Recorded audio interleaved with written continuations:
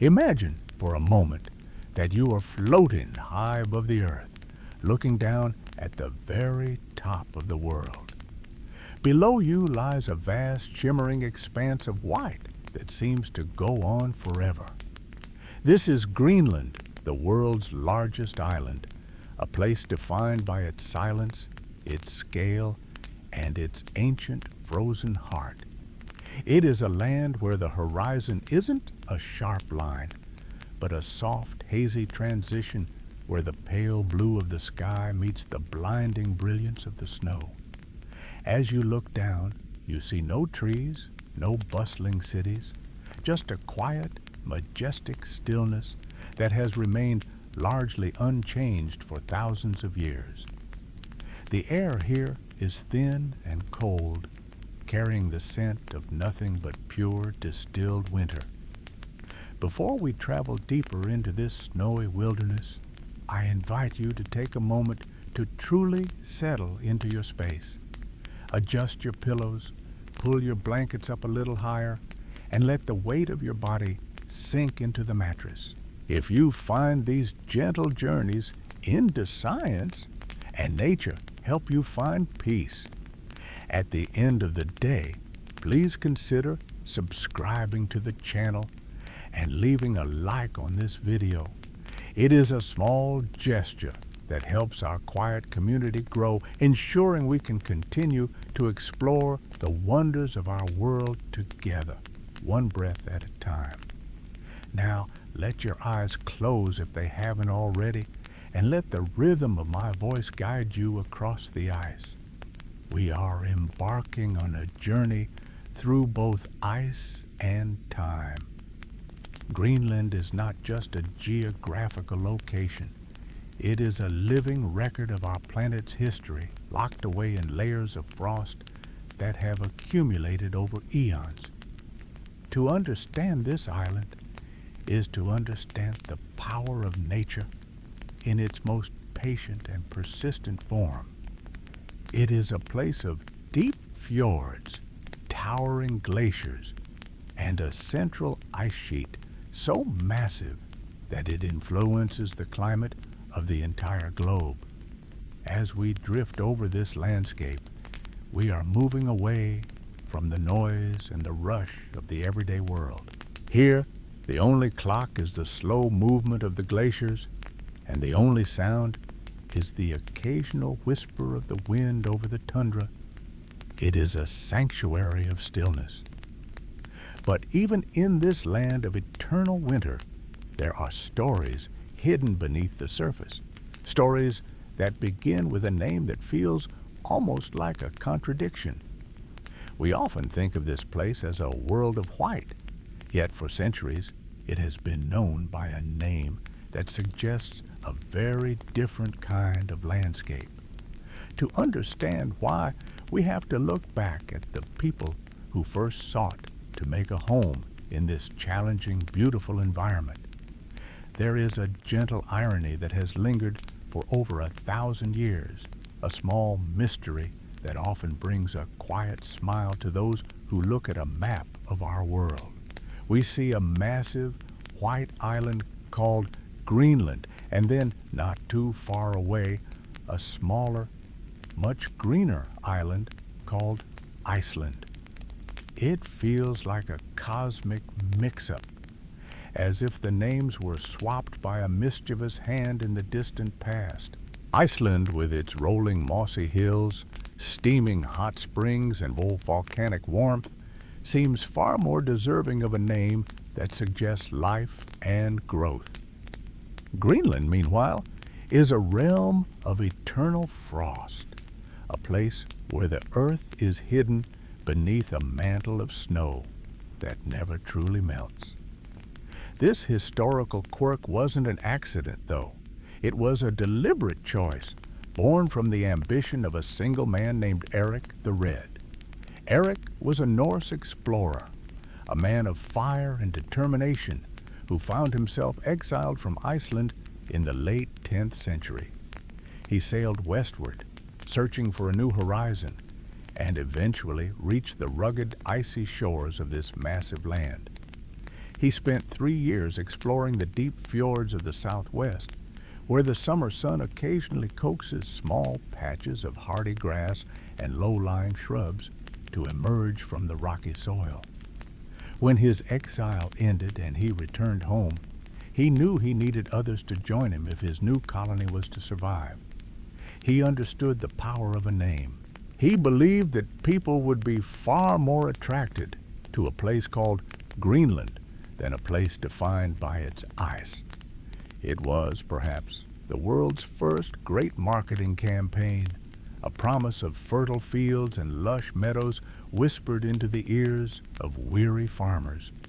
He spoke of a land of abundance, painting a picture of a verdant paradise to convince families to pack their lives into wooden ships and cross the treacherous North Atlantic.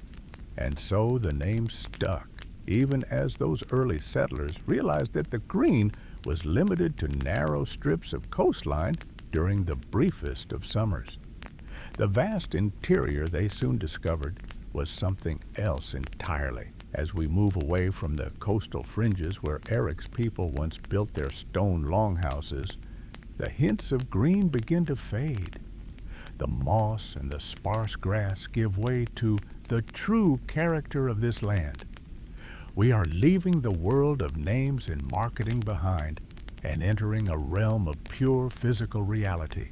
The further inland we travel, the more the earth disappears. The rocks are swallowed by a sea of white that stretches in every direction, a landscape so immense it defies the imagination. This is the heart of the island, a place where the green is a distant memory and the ice is the only truth. It is here that we begin to understand the true scale of what lies beneath our feet, a frozen world that is much more than just a layer of snow. As you breathe deeply, feeling the stillness of your room, imagine that shift from the rocky, moss-covered shores to the edge of the great white expanse. The air grows even stiller here, the silence more profound. We are standing at the threshold of one of the most remarkable features on our planet. A place where the ice doesn't just cover the land, it becomes the land. This is the Greenland ice sheet, a feature so vast that its scale is difficult to grasp from the ground. To truly see it, we must rise higher, looking out over a horizon that seems to have no end, realizing that what we are looking at is one of the largest single bodies of ice in the entire world. As we move further inland, the mossy rocks and hardy shrubs of the coast slowly disappear, replaced by an endless horizon of brilliant, pristine white. This is the Greenland ice sheet, a feature of our planet so enormous that it creates its own weather and influences the very tides of the oceans. It is difficult to visualize just how much of the island is hidden away from the sun. While the name Greenland suggests a land of meadows, the reality is that nearly 80% of the island's surface is buried under this massive prehistoric blanket. It is a landscape defined not by soil or stone, but by the slow, steady accumulation of snow that has fallen over hundreds of thousands of years, never fully melting, only compacting layer by layer into dense, blue-tinted ice. Imagine, as you settle deeper into your blankets, the sheer vastness of this white expanse. If you were to stand in the very center of the island, you could travel for hundreds of miles in any direction and see nothing but the gentle curves of the ice meeting the pale blue of the Arctic sky. There are no landmarks here, no trees to break the wind, no hills of earth, only the ice, stretching out like a frozen ocean that has been stilled in time. This ice sheet is the second largest body of ice on our planet, surpassed only by the vast frozen continent of Antarctica. It is so large that it covers about 1.7 million square kilometers, a space so wide it could swallow several large countries or dozens of smaller ones without leaving a trace of their borders. The silence here is unlike any other. It is a heavy, peaceful silence, broken only by the occasional sigh of the wind across the frozen crust. When you look at a map, Greenland appears as a massive white wedge at the top of the world. But seeing it in your mind's eye reveals something more profound. It is a reservoir of history, a frozen archive of every winter the Earth has seen for millennia. Every snowflake that has fallen in the interior has stayed, pressed down by the weight of the snow that fell the year after and the year after that. But the scale of the ice is not just about its width or the area it covers across the map. To truly understand the power of this place, we have to look deeper. We have to consider what lies beneath the surface. This ice isn't just a skin or a shell, it is a monumental volume of water, frozen solid and stacked high toward the heavens. As we drift further into the quiet of the interior, we begin to realize that this ice has a presence that is felt in more than just its color and its cold. It has a physical weight, a gravity that shapes the very foundations of the island itself. The sheer amount of frozen water held here is enough to change the world. A heavy, silent giant resting upon the ancient bedrock, pressing down with a force that is almost impossible to fathom. This weight is not just a concept, it is a physical reality that has altered the very shape of the earth beneath it, leading us to wonder just how deep this frozen world truly goes. To truly grasp the scale of Greenland, we must look beyond its horizontal reach and consider the world beneath our feet. If you were to stand on the highest point of the ice sheet, you wouldn't just be standing on a layer of frozen water. You would be standing on a monumental pillar of history that reaches down into the very depths of the earth. In many places across this vast interior, the ice is not just a few hundred meters thick. It is far, far deeper than that. In the heart of the island, the ice sheet reaches a staggering thickness of over 3 kilometers. That is nearly 2 miles of solid, compressed ice, stacked layer upon layer, reaching from the surface down to the hidden bedrock below. To put that into perspective, imagine the tallest mountains you have ever seen. If you were to place a grand mountain range beneath this ice, the peaks might not even break the surface. You are standing on a frozen ocean that has been lifted into the sky. A vertical desert of white that holds within it the secrets of hundreds of thousands of years. As you breathe in the cool, crisp air of your imagination, think about what it means for ice to be that deep.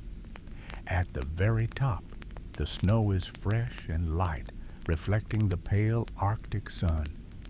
But as you descend, just in your mind, the ice becomes denser. The weight of the layers above presses down, squeezing out every tiny bubble of air until the ice turns a deep, translucent blue. This is not ice like you find in a freezer or on a winter pond.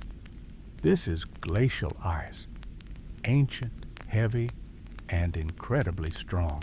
It is a slow-moving river of time, where the bottommost layers fell as snow long before the first civilizations of man began to rise.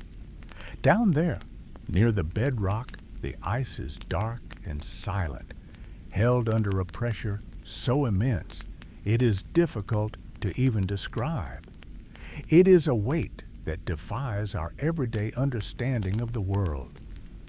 Imagine the sensation of that depth, the stillness of it, the way it buffers all sound and all movement from the world above. We often think of the ground beneath us as something permanent, something solid and unyielding. We think of the Earth's crust as a rigid shell that stays exactly where it is. But when you place 3 kilometers of ice on top of a landmass, the very physics of the planet begin to change. The sheer unrelenting mass of those 2 miles of ice is not something the Earth simply ignores. It is a burden that the island has carried for an eternity, and as we contemplate that depth, we begin to realize that the land itself has had to react. The bedrock of Greenland, though made of ancient stone, is not as immovable as it seems. Under the constant heavy embrace of the ice sheet, the very foundation of the island has begun to shift and change, responding to a pressure that has been building for eons. It is a quiet geological transformation, a slow bowing of the earth beneath the weight of the frozen sky, leading to a phenomenon that has reshaped the very map of the island in ways we can only see by looking through the ice. This phenomenon is known to scientists as isostatic depression. To understand it, imagine for a moment that the Earth's crust is not a rigid, immovable floor, but something more like a very firm, very thick cushion. When you sit on a cushion, your weight causes the fabric to dip and bow, creating a hollow that matches the shape of the pressure you are applying. The Earth's crust behaves in much the same way when faced with the incredible, unrelenting mass of the Greenland ice sheet. The weight of those 3 kilometers of ice is so profound that it has literally reshaped the face of the planet beneath it. In the center of the island, where the ice is at its thickest and most formidable, the bedrock has been pushed down, centimeter by centimeter, over thousands upon thousands of years. It is a slow, silent movement, a geological sigh under a heavy blanket. Because of this, if you were to somehow lift the ice away in an instant, you would see something quite surprising. You wouldn't see a flat plain or a high mountain plateau. Instead, you would find that the center of Greenland is a vast sunken basin. The land has been pressed so far down that much of the island's interior actually sits well below sea level. It is a strange thought, isn't it, that a landmass so high and wide on its surface is actually hollowed out like a bowl at its foundation. If the ice were to disappear today, the center of Greenland would likely be a massive inland sea surrounded by a ring of coastal mountains.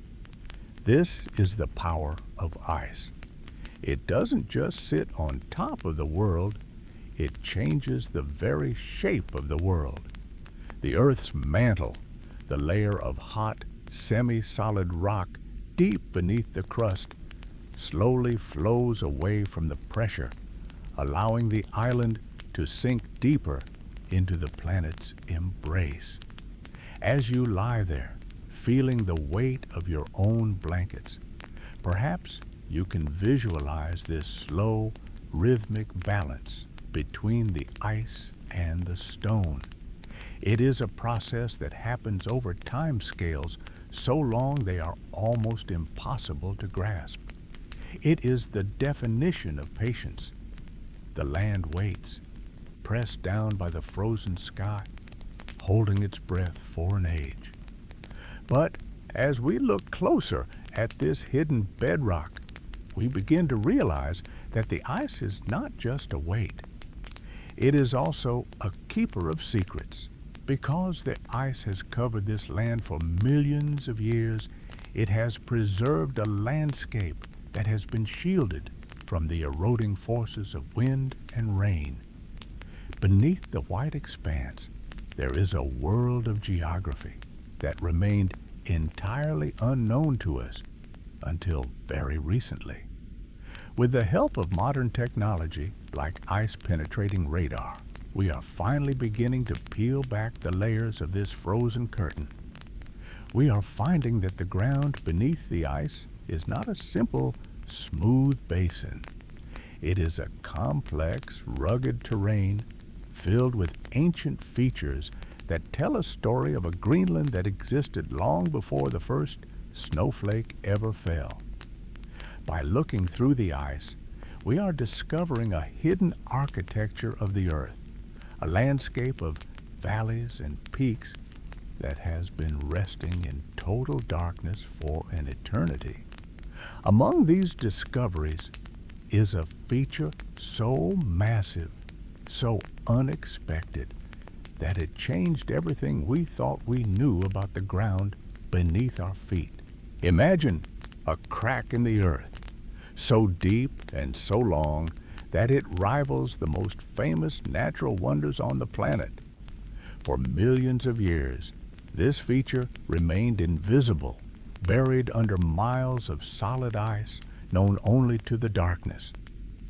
In 2013, scientists using airborne radar data discovered what is now called the Greenland Mega Canyon. It is a breathtaking realization that a landscape of such immense scale could be hidden right beneath our feet, or rather, beneath the ice of the far north. This canyon is staggering in its proportions. It stretches for at least 750 kilometers, which is nearly 460 miles. To put that into perspective, it is significantly longer than the Grand Canyon in the United States. While the Grand Canyon is famous for its red rocks and sun-drenched vistas, Greenland's canyon is a world of eternal frost and silence. It is about 10 kilometers wide and reaches depths of 800 meters in some places. It winds its way from the very heart of the island, snaking toward the northern coast like a giant frozen artery.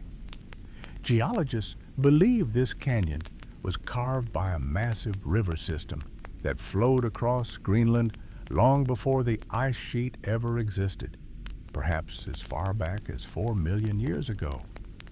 Back then, Greenland might have looked very different, a land of green valleys and rushing water, before the climate shifted and the Great Freeze began.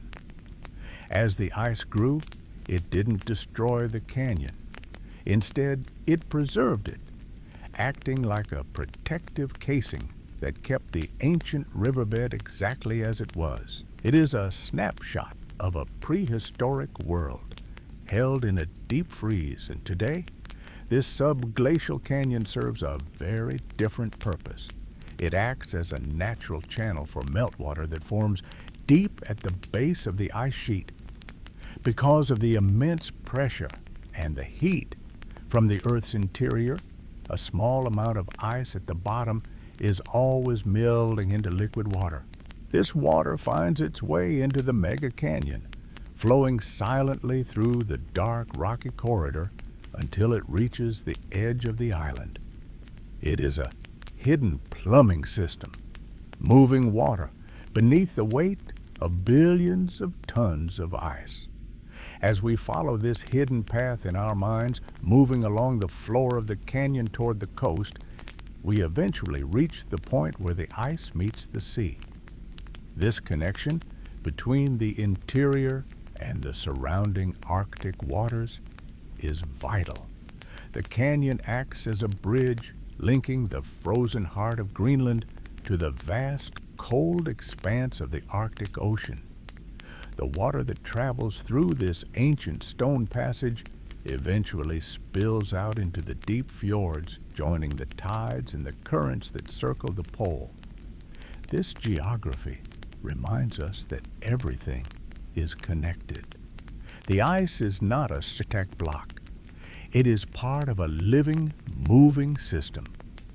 The mountains, the hidden valleys, and the deep sea all interact, in a slow, rhythmic dance.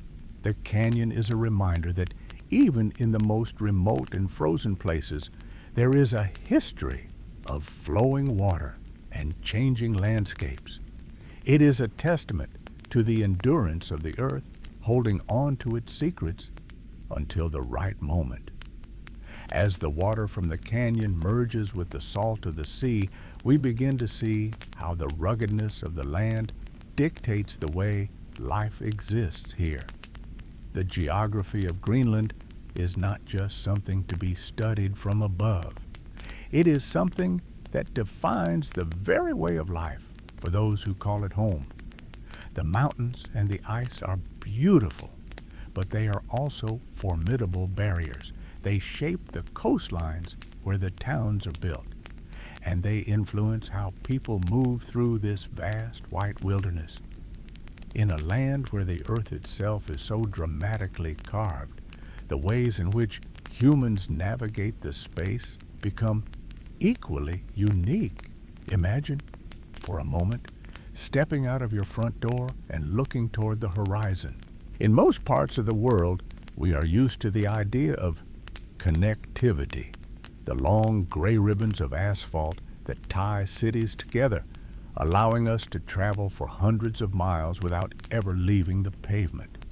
We think of roads as the veins of a country, pulsing with the movement of people and goods. But here, in the quiet, frozen expanse of Greenland, that logic fades away. One of the most striking and perhaps surprising facts about this massive island is its profound physical isolation. In Greenland, there are no roads connecting any two towns or settlements. If you were to start your car in the capital city of Nuuk and drive until the pavement ended, you would find yourself standing at the edge of a vast, untamed wilderness in just a matter of minutes. The road doesn't lead to the next village, it simply stops, yielding to the ancient authority of the mountains, the fjords, and the ice. This absence of a national road network is a testament to the sheer power of the landscape. The geography of Greenland is so rugged, so punctuated by deep water-filled canyons and towering granite peaks, that building a highway between even the closest communities would be an engineering feat of unimaginable proportions. The ground itself is often in a state of flux, with permafrost causing the earth to heave and shift as the seasons change, making the maintenance of a simple road a constant battle against the elements. As you settle deeper into your pillows, consider the stillness that this creates. There is no distant hum of highway traffic, no rhythmic thrum of tires on a bridge, no glow of headlights cutting through a dark forest. Instead, there is a deep, resonant quiet. Each town in Greenland exists as a peaceful island of humanity, nestled into a small pocket of habitable land along the coast. To live here is to accept that the earth between you and your neighbor is sovereign and impassable by conventional means. This lack of roads changes the very rhythm of life. It creates a sense of presence in the place where you are. You cannot simply decide to drive to the next town for a change of scenery. To move from one place to another requires a different kind of intention and a different relationship with the environment. The wilderness between the towns is not something to be passed through at high speed. It is a vast, silent barrier that commands respect. In the winter, when the snow blankets the rocky tundra and the fjords begin to freeze, the boundary between the towns and the wild becomes even more pronounced. The paths that do exist within a town are often cleared by heavy machinery, creating tall walls of white that guide you through the streets. But beyond those limits, the world remains as it has been for thousands of years, untouched, unpaved, and utterly still. As we reflect on this unique way of existing, where the land dictates the limits of our movement, we begin to wonder how a modern society functions without the simple convenience of a road. If the car is not the primary way to travel across the island, then the people of Greenland must look to other ways to navigate their world. They must turn their eyes toward the sky and the sea, finding paths that are not written in asphalt, but in the currents of the water and the open air above the ice.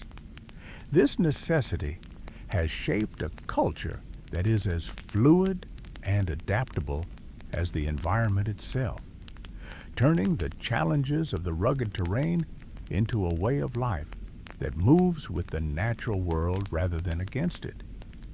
Because the land offers no pavement, the people of Greenland have mastered the art of the sky and the sea. Imagine, if you will, standing on a small wind-swept runway. The air is crisp, tasting of salt and ancient ice.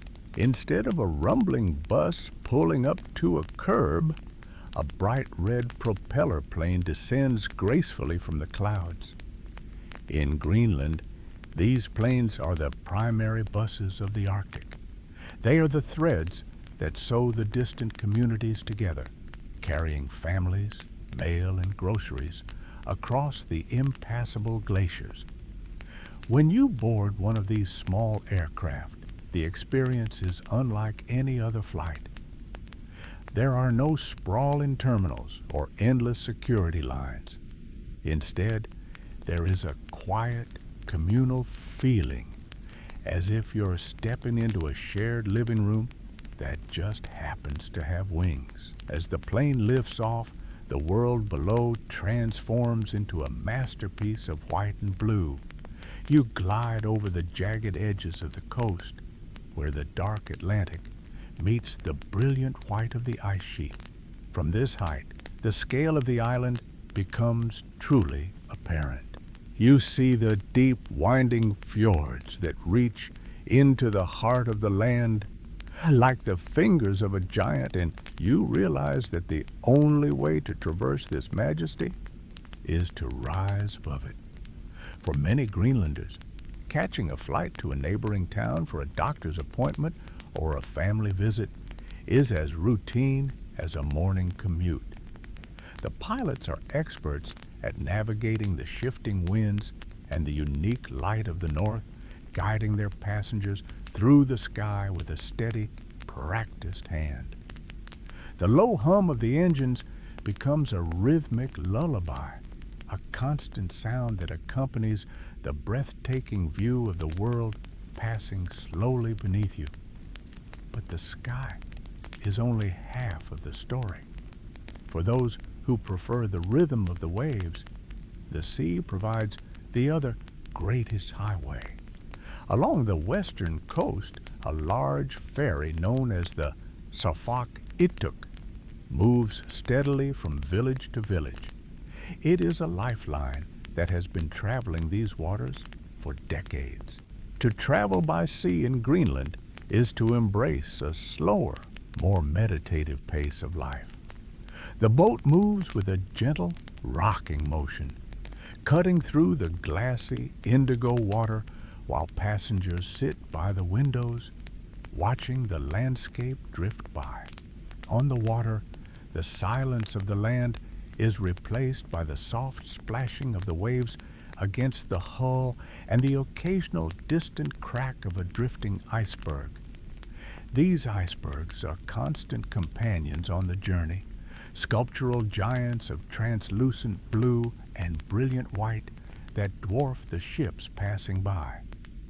The ferry stops at tiny ports along the coast, where the arrival of the boat is a major event. People gather on the docks to greet arriving friends or to collect supplies, their breath frosting in the cool air. It is a way of travel that demands patience and rewards it with a deep connection to the environment. You are not just moving from point A to point B. You are participating in the ancient relationship between the people of the North and the sea that sustains them. As you drift closer to sleep, imagine the steady pulse of that ferry moving through the twilight, or the soft vibration of a small plane crossing a vast white horizon. Whether by air or by water, movement here is a graceful dance with nature. And as these vessels approach their destination, a new sight begins to emerge from the gray granite and white snow. From the deck of a boat or the window of a plane, the towns of Greenland reveal themselves not as drab outposts, but as vibrant clusters of color nestled against the rugged shore. The transition from the monochromatic wilderness to the human world is marked by a sudden, cheerful burst of pigment, signaling that you have arrived at a place where warmth and community thrive amidst the ice. As the vessel draws closer to the shoreline, the stark, monochromatic palette of the Arctic begins to break. In most parts of the world, towns might blend into the landscape with muted tones of concrete or brick, but in Greenland, the houses are a defiant, joyful splash of color against the gray granite and white snow. Imagine a scattered collection of bright wooden blocks, vivid reds, deep blues, sun-drenched yellows, and grassy greens, perched on the rocky hillsides like jewels dropped onto velvet. This kaleidoscope of color is not merely for aesthetic pleasure, though it certainly brightens the long winter months. There is a deep-seated history behind these hues, a practical system that dates back to the colonial era of the 1700s. In those days, when many inhabitants were illiterate and maps were scarce, the color of a building served as a silent universal language. It was a way to navigate the town and understand the function of a building at a glance, even from a distance or through a heavy shroud of fog. Red was the color of commerce. If you saw a red building, you knew it was a place of trade, a general store, a shop, or a warehouse where supplies were kept. These buildings were the heart of the community's economy, the places where people gathered to exchange goods and stories. Blue, the color of the sea, was naturally reserved for anything related to the fishing industry. Fish processing plants, where the daily catch was brought to be prepared, were painted this cooling shade. It also came to represent telecommunications, marking the places where messages were sent and received, connecting the isolated settlements to the wider world through the airwaves. Yellow was perhaps the most vital color for the community's well-being. It was the designated color for health and social services. A yellow building meant a hospital, a clinic, or the residence of a doctor or nurse. In an environment as unforgiving as the Arctic, knowing exactly where to find medical help was a matter of survival. Even today, as you walk through the streets of the capital, Nuuk, or the smaller coastal villages like Ilulissat, these yellow structures stand out as beacons of care and safety. Green was often associated with power and administration, used for the radio stations and the local infrastructure that kept the lights burning and the heat flowing. Black, a more somber tone, was typically reserved for the police or other administrative offices. This system created a visual map that anyone could read, turning the town itself into a story told in primary colors. While modern Greenlanders are now free to paint their homes any color they choose, and you will now see pinks, purples, and oranges dotting the landscape, the tradition of the original color code remains a cherished part of the national identity. These brightly painted wooden houses, with their steep roofs designed to shed the heavy snowfall, create an atmosphere of warmth and resilience. They are cozy sanctuaries where, inside, the scent of coffee and the soft glow of candlelight provide a sharp, comforting contrast to the biting cold outside. As the evening settles over these colorful rooftops, the human-made vibrancy begins to soften, blending with the changing light of the horizon. The focus shifts from the ground to the vast open expanse above. In Greenland, the sky is not just a backdrop, it is a living, breathing canvas that dictates the rhythm of life. The transition from the colorful architecture of the towns to the natural wonders of the polar sky is seamless as the light begins to play tricks with time itself. You might find yourself watching the horizon, waiting for the darkness to arrive, only to realize that the light is lingering, stretching across the world in a way that feels both strange and deeply peaceful. As you look up from those colorful rooftops, you might notice that the shadows are unusually long, stretching across the rocky ground like soft gray fingers. In many parts of the world, this level of light would signal the approaching end of the day, a time to draw the curtains and retreat into sleep. But in Greenland, during the height of summer, the sun has a different plan. It performs a slow circular dance across the sky, refusing to dip below the horizon.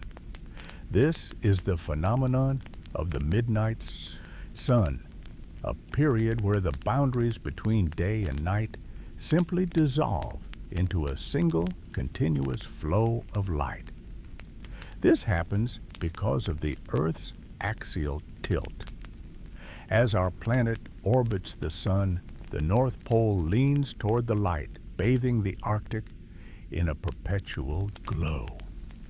The further north you travel, crossing that invisible line known as the Arctic Circle, the longer this season of light lasts.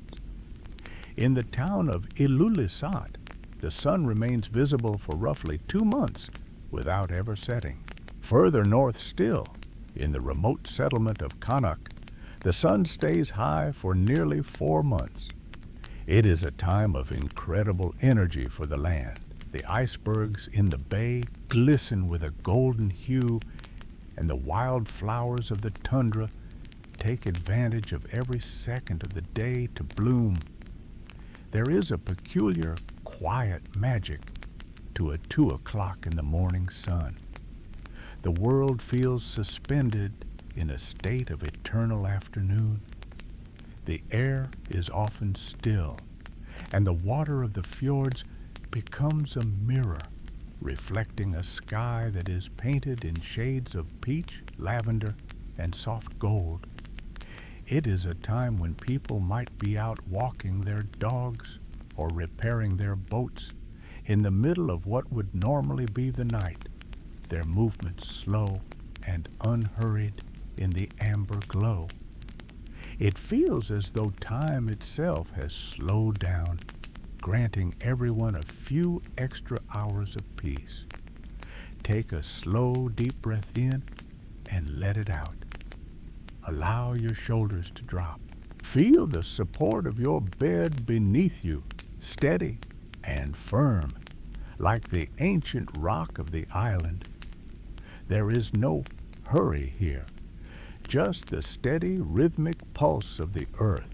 As the calendar turns and the earth continues its silent tilt, the long days of summer eventually begin to shorten.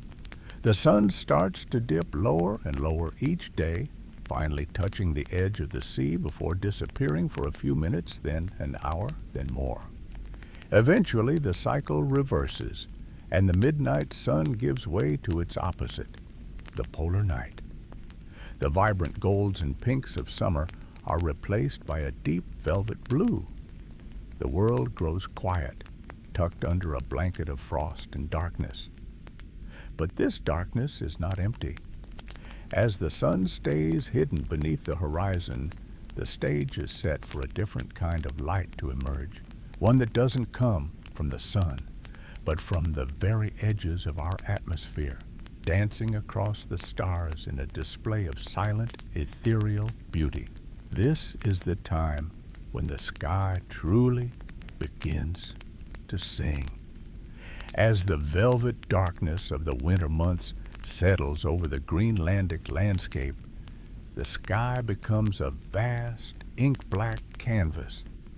Because there are so few towns and almost no artificial light for hundreds of miles, the stars here shine with a piercing crystalline clarity that is rarely seen elsewhere on our planet. But it is not just the stars that command the attention of anyone looking upward. In this profound stillness, a soft glow begins to stir near the horizon. It might start as a faint, ghostly ribbon of pale green, so subtle you might mistake it for a thin cloud caught in the moonlight. Slowly the ribbon begins to pulse. It stretches across the zenith, twisting and turning like a river of light flowing through the heavens. This is the aurora borealis, the northern lights. And Greenland is widely considered one of the most spectacular stages in the world to witness this phenomenon, because much of the island sits directly beneath the auroral oval, a ring-like zone around the Earth's magnetic pole where the lights are most frequent. The displays here are often incredibly vivid. From September through April, the sky above the ice sheet is frequently illuminated by these celestial curtains, providing a natural light show that has captivated humans for millennia. While it looks like magic, the aurora is a beautiful dialogue between the sun and the earth. Far away, the sun sends out a constant stream of charged particles known as the solar wind. When these particles reach our planet, they are guided by the Earth's magnetic field toward the north and south poles. As they enter our upper atmosphere, they collide with gases like oxygen and nitrogen. Each collision releases a tiny burst of light. When billions of these collisions happen at once, they create the shimmering veils we see from below. Oxygen typically produces the classic, soothing shades of green and occasionally a rare deep red, while nitrogen can add hints of purple, blue, or pink to the edges of the curtains. Imagine standing on the edge of a frozen fjord, wrapped in a warm parka, with the crisp, dry air cooling your face. Above you, the lights are dancing. They don't move quickly. They undulate with a slow, rhythmic grace, like silk fabric waving in a gentle breeze. There is no sound, only the profound silence of the Arctic night. And yet, looking at the sky, you can almost imagine a low humming melody accompanying the movement.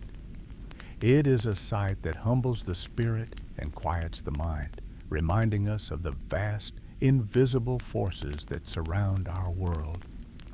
For many who live here, the lights are a constant companion through the long winter, a reminder that even in the deepest dark, there is beauty to be found. While these lights draw our eyes upward, toward the mysteries of space and the high atmosphere, they also cast their ethereal glow down onto the land itself. The green and violet light spills across the snow-covered mountains and reflects off the dark, jagged rocks that form the foundation of this island.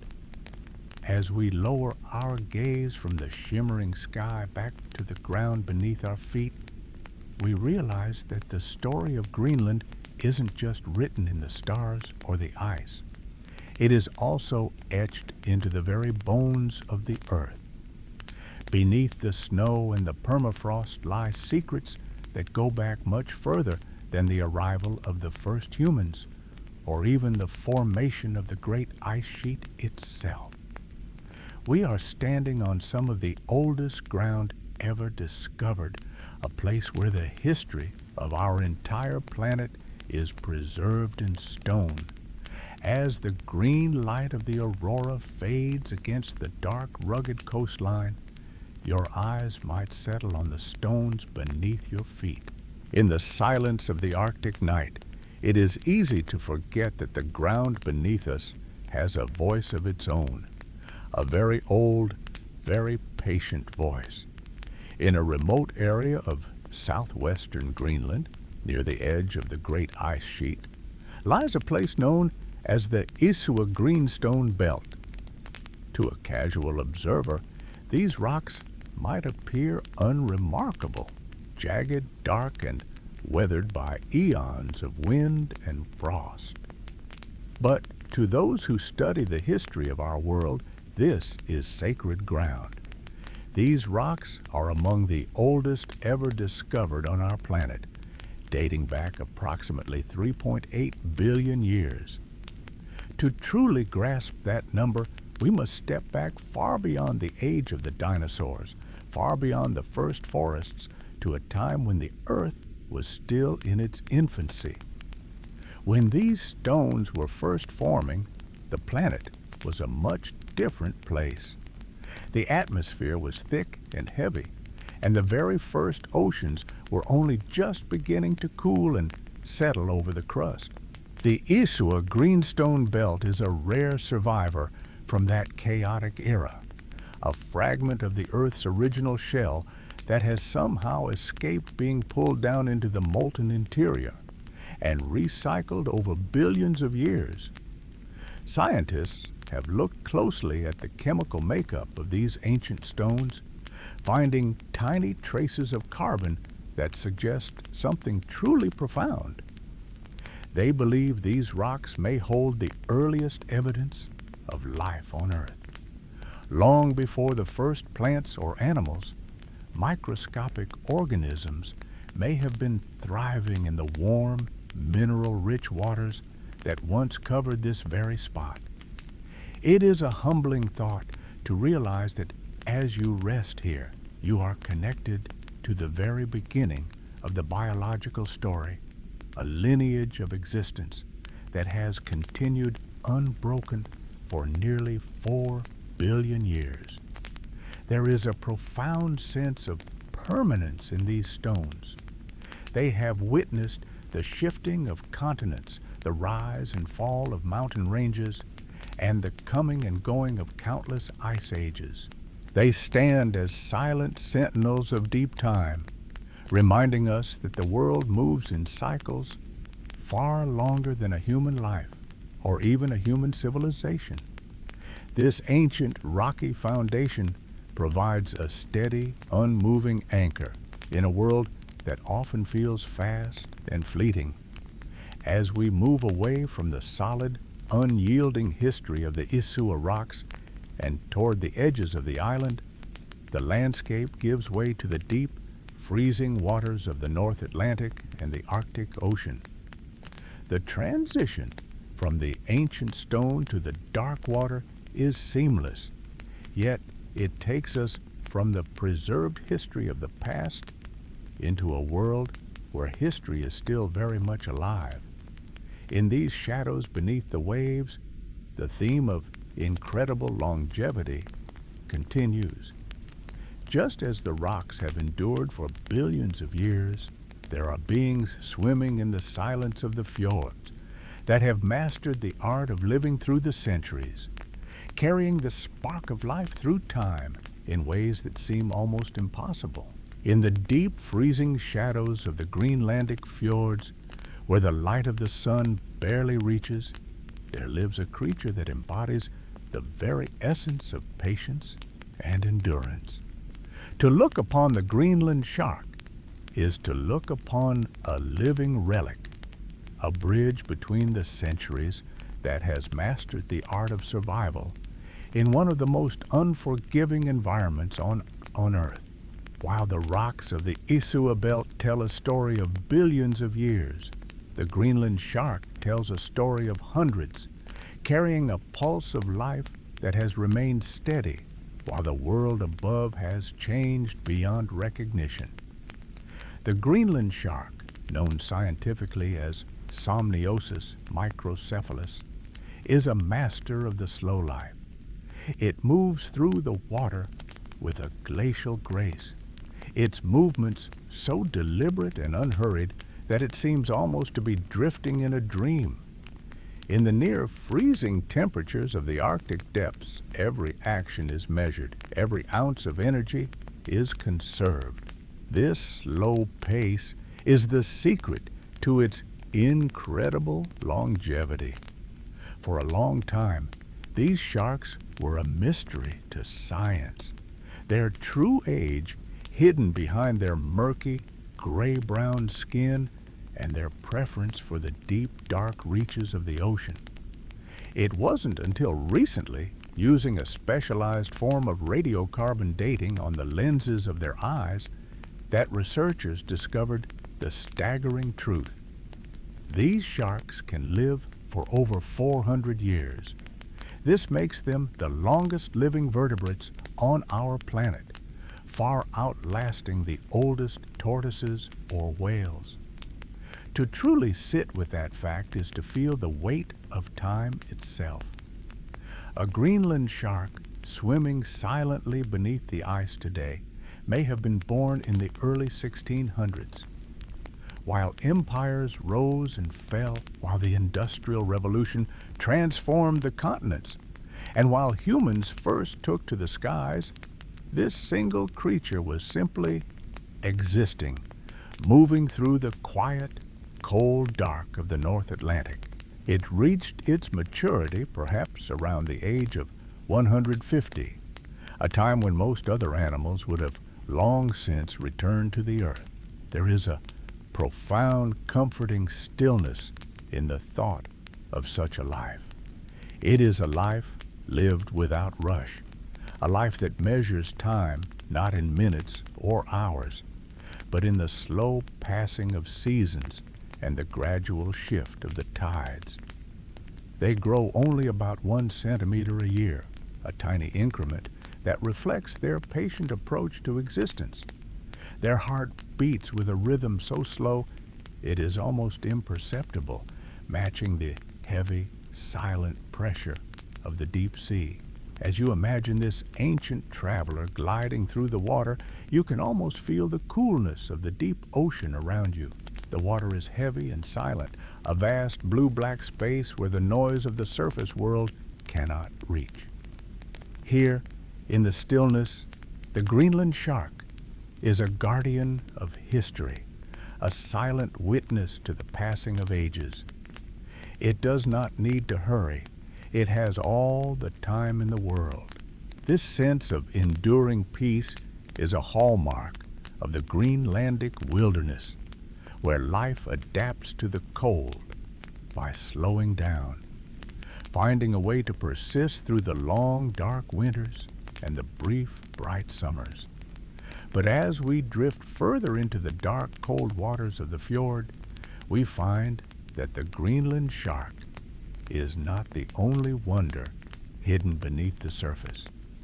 The Arctic oceans hold many mysteries, some of which seem to belong more to the world of myth and legend than to the biological records of our modern world.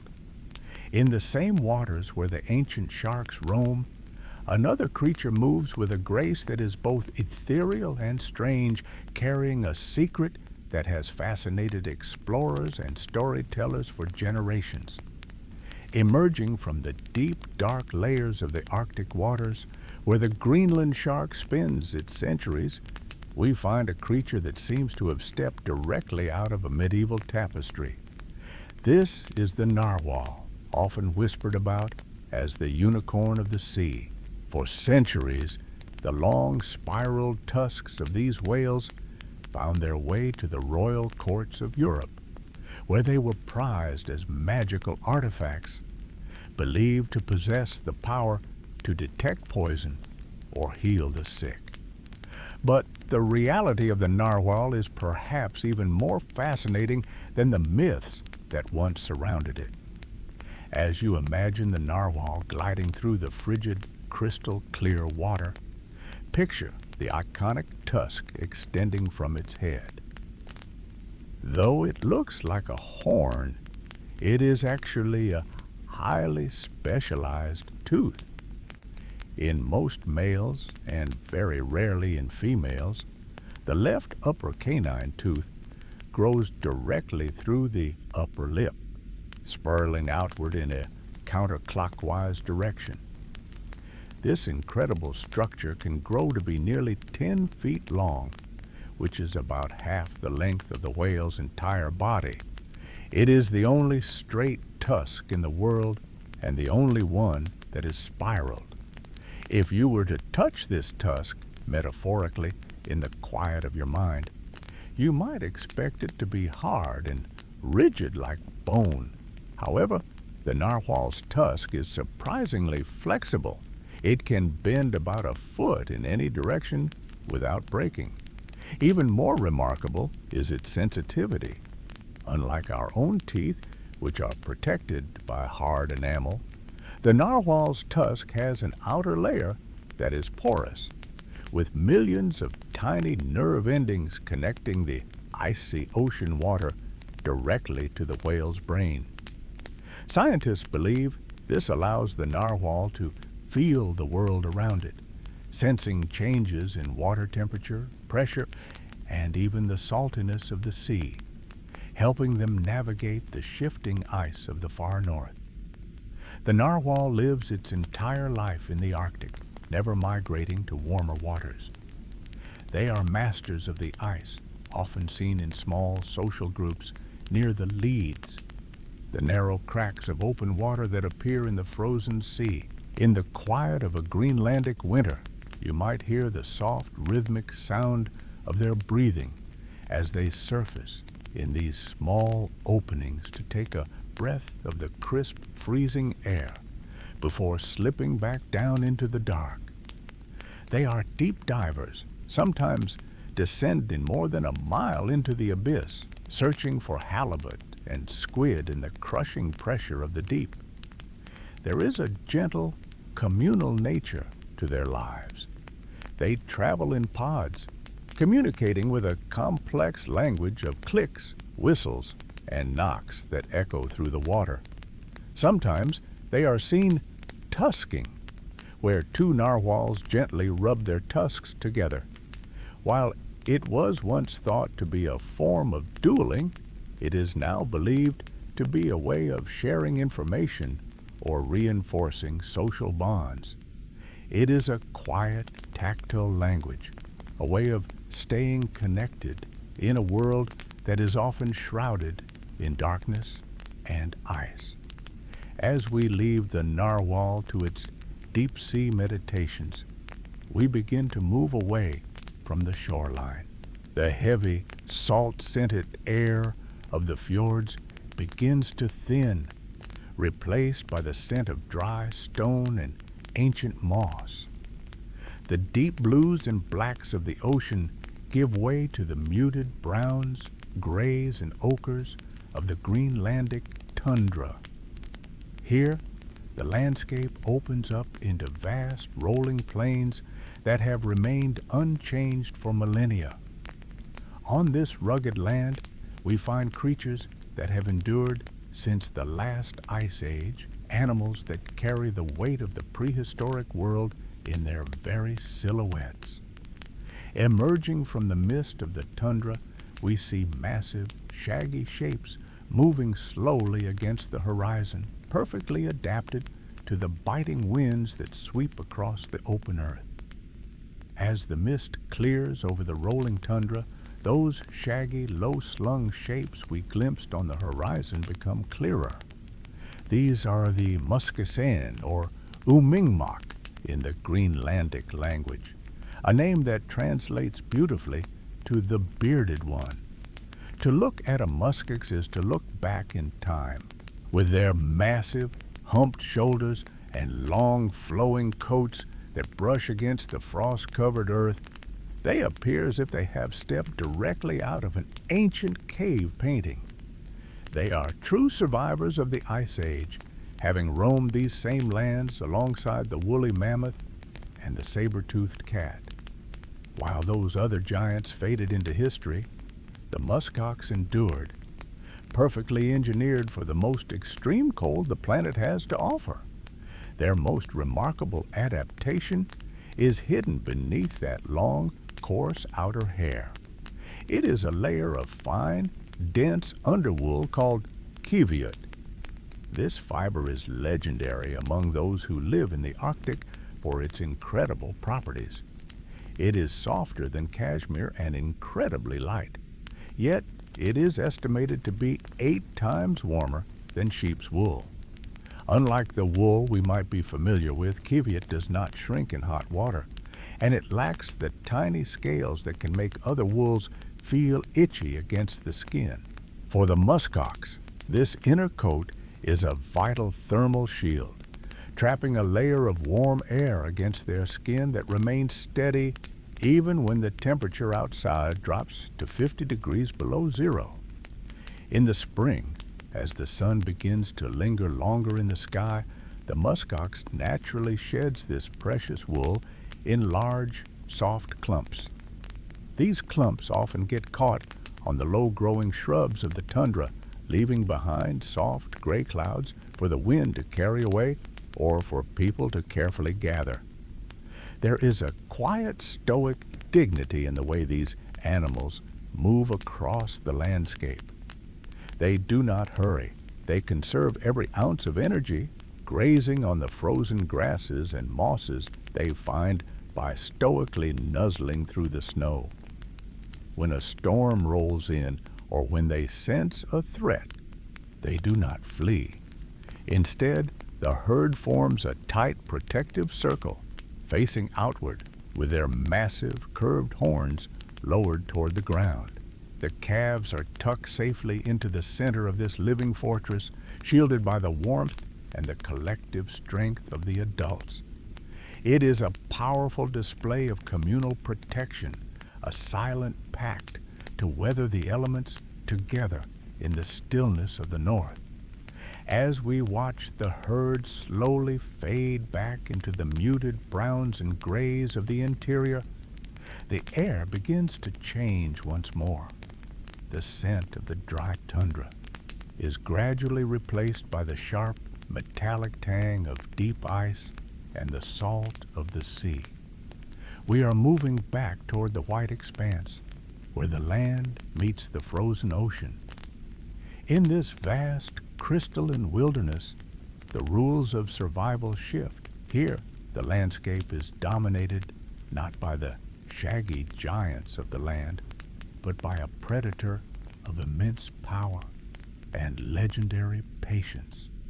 A creature that moves with a silent, heavy grace across the shifting flows, blurring the line between the solid earth and the freezing water. Out of the white haze, a shape begins to materialize. At first, it looks like a drifting mound of snow, a soft hump on the horizon. But then it moves, a slow, deliberate step, a pause to sniff the air.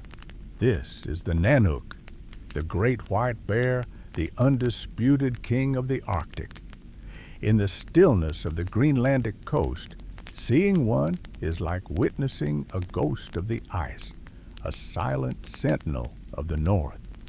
It is a common misconception to think of them purely as land animals. In the eyes of science, the polar bear is actually classified as a marine mammal, placing it in the same category as seals, walruses, and even whales. This is because they spend the vast majority of their lives on the sea ice rather than on the solid earth of the mainland. The ice is their home, their hunting ground, and their highway. Without the frozen ocean, their world would cease to exist. Their Latin name, Ursus maritimus, literally means sea bear, a fitting title for a creature that can swim for days at a time without rest, navigating the frigid waters with a calm, rhythmic stroke. Everything about them is designed for this frozen, watery existence. If you were to look closely at their fur, you would see that it isn't actually white. Each hair is a clear, hollow tube that reflects the light around it, much like the snow itself. Beneath that translucent coat, their skin is surprisingly black, a clever trick of nature to absorb as much of the sun's warmth as possible. Even their paws are specialized, with small bumps on the pads to provide grip on slippery surfaces and slight webbing between the toes to help them paddle through the deep blue leads between the ice floes. Watch as the bear moves. There is no haste in its stride. It understands the economy of energy in a land where every calorie is precious. It might walk for miles, its heavy paws making only the faintest crunching sound against the crust of the snow. It is a master of patience, sometimes waiting for hours by a breathing hole in the ice, as still as a statue, blending perfectly into the landscape. In this quiet vigil, the bear and the ice become one. But the ice is not a static thing. It is alive, shifting and groaning under the pressure of the tides and the wind. The bear navigates a world that is constantly in motion, a jigsaw puzzle of frozen sheets that stretch out toward the horizon. Some of this ice is formed from the sea itself, but much of it comes from the great rivers of frozen water that flow from the heart of Greenland. These are the glaciers, the massive, slow-moving giants that carve their way through the mountains and spill into the fjords. The bear relies on these glacial outflows, where the fresh water meets the salt, creating nutrient-rich areas that teem with life. As we follow the bear's gaze away from the shore and back toward the towering walls of white and blue, we begin to see the source of this icy world. The land here isn't just covered in snow. It is shaped by the relentless, slow-motion power of the glaciers, ancient rivers of ice that have been flowing for thousands of years, moving with a weight and a purpose that defies human time. In these places, the ice doesn't just sit, it flows, and as it reaches the sea, it begins to speak. As we move along the coast of West Greenland, we come to a place where the power of the ice is almost palpable, yet strangely peaceful. This is the Ilulissat Ice Fjord, a UNESCO World Heritage Site, and one of the most breathtaking natural wonders on our planet. Imagine a vast mouth of deep blue water, nearly 40 miles long, choked with icebergs of every shape and size. Some are as large as city blocks, towering like white cathedrals against the sky, while others are small and jagged, bobbing gently in the frigid current. They drift slowly, majestically out toward the open sea, caught in a slow-motion procession that has continued for millennia. At the head of this fjord lies the source of all this ice, the Sermek Glacier. It is one of the most active and fastest-moving glaciers in the world. While most glaciers move at a pace that is nearly imperceptible to the human eye, Sermek is in a relative hurry. It moves forward at a rate of about 40 meters, or 130 feet, every single day. As this massive river of ice reaches the sea, the weight of the ice sheet behind it pushes it forward with incredible force. Eventually, the ice can no longer support its own weight where it meets the water, and massive chunks break off in a process called calving. These are the birth cries of new icebergs, sending ripples across the water that travel for miles. If you were to sit on the rocky shore of the fjord, wrapped in a warm parka, and enveloped in the crisp, clean air, you would realize that the ice is never truly silent. It speaks in a language of creaks, groans, and sharp pistol-shot cracks that echo off the surrounding mountains. These sounds are the result of the internal stresses within the ice as it shifts and settles. There is also a softer, more delicate sound, a gentle, rhythmic fizzing or sizzling, much like the sound of a carbonated drink. This is caused by millions of tiny air bubbles trapped within the ice for thousands of years under immense pressure, finally being released into the water as the ice begins to melt. Scientists sometimes call this Bergy Seltzer. It is the sound of ancient atmosphere, captured long before the modern world existed, finally returning to the breeze.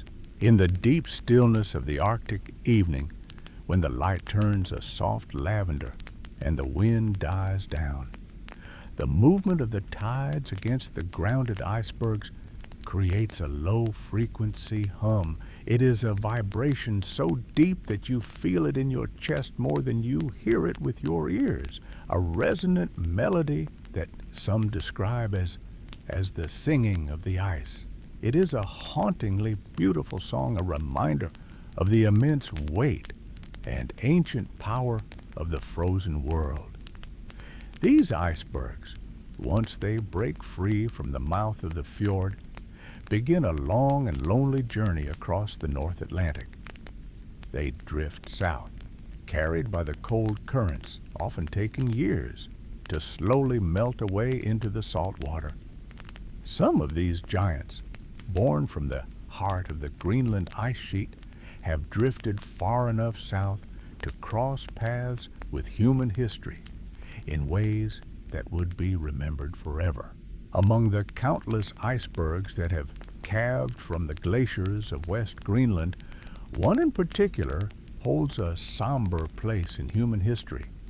While it is impossible to be absolutely certain, many glaciologists and historians believe that the infamous iceberg that crossed paths with the RMS Titanic in April 1912 began its journey right here in the cold, deep waters of the Ilulissat ice fjord. It is a staggering thought to consider the life of that specific piece of ice. Long before it reached the warmer waters of the North Atlantic, it was part of the vast, silent interior of the Greenland ice sheet, formed by layers of snow that fell thousands of years ago, perhaps even before the rise of ancient civilizations.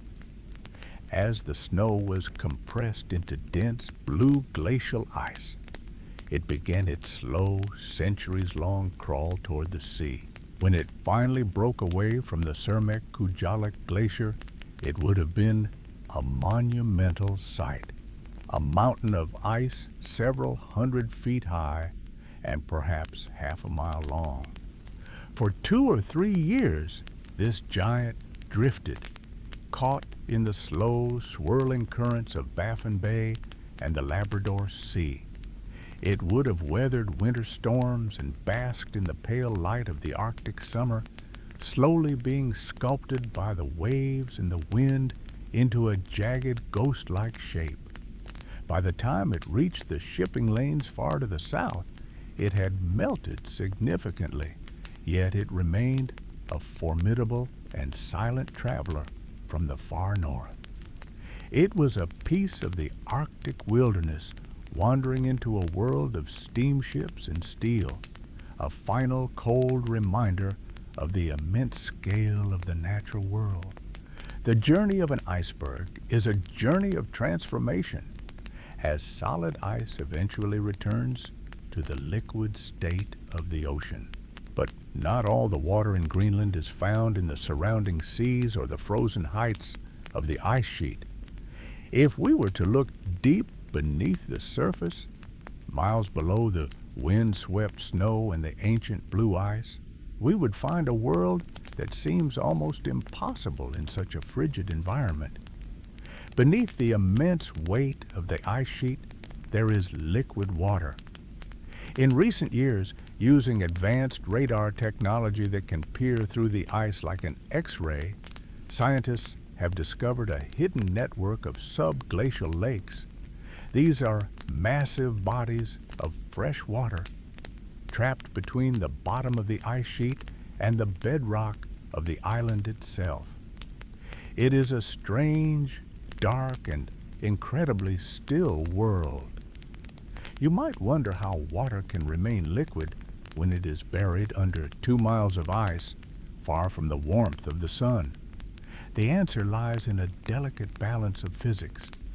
The sheer weight of the ice above creates immense pressure, which actually lowers the freezing point of water. At the same time, a tiny amount of heat rises from the Earth's mantle deep below, trapped by the thick layer of ice, which acts like a giant insulating blanket. In this quiet, hidden realm, the water has been isolated from the atmosphere for hundreds of thousands, perhaps even millions of years.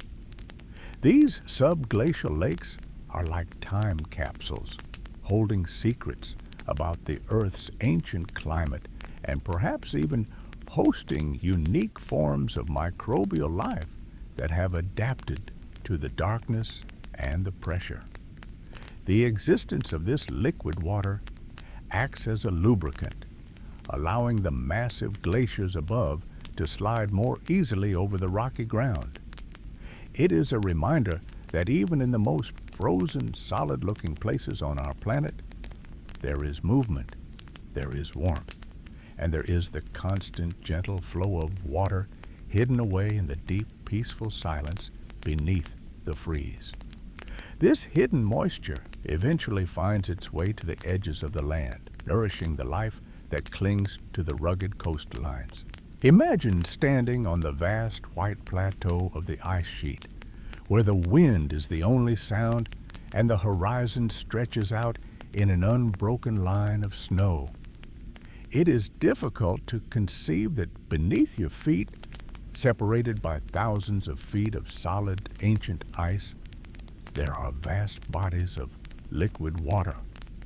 These subglacial lakes were a mystery for a long time, hidden from human sight until the advent of sophisticated satellite and radar technology.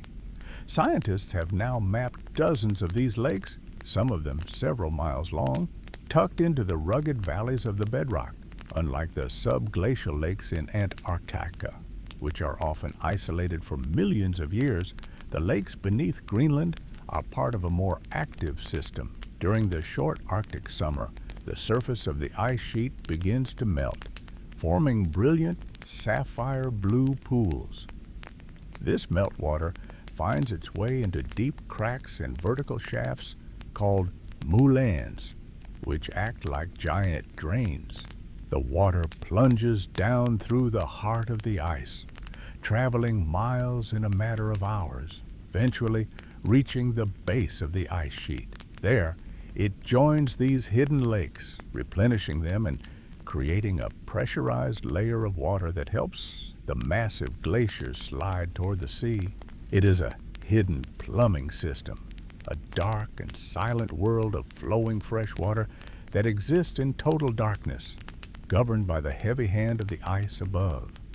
As we move away from the center of the island and toward the rocky fringes where the ice sheet finally gives way, we encounter the tundra. This is the narrow strip of land that rings the island, a place where the earth is finally exposed to the sky.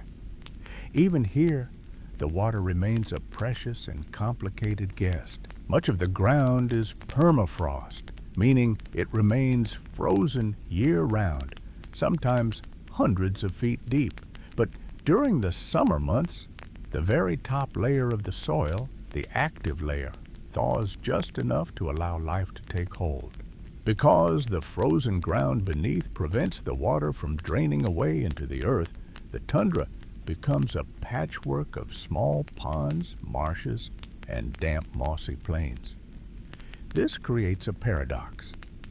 Greenland's tundra is technically a cold desert because it receives very little rainfall.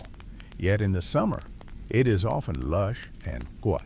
This thin layer of moisture is the lifeblood of the island's unique vegetation.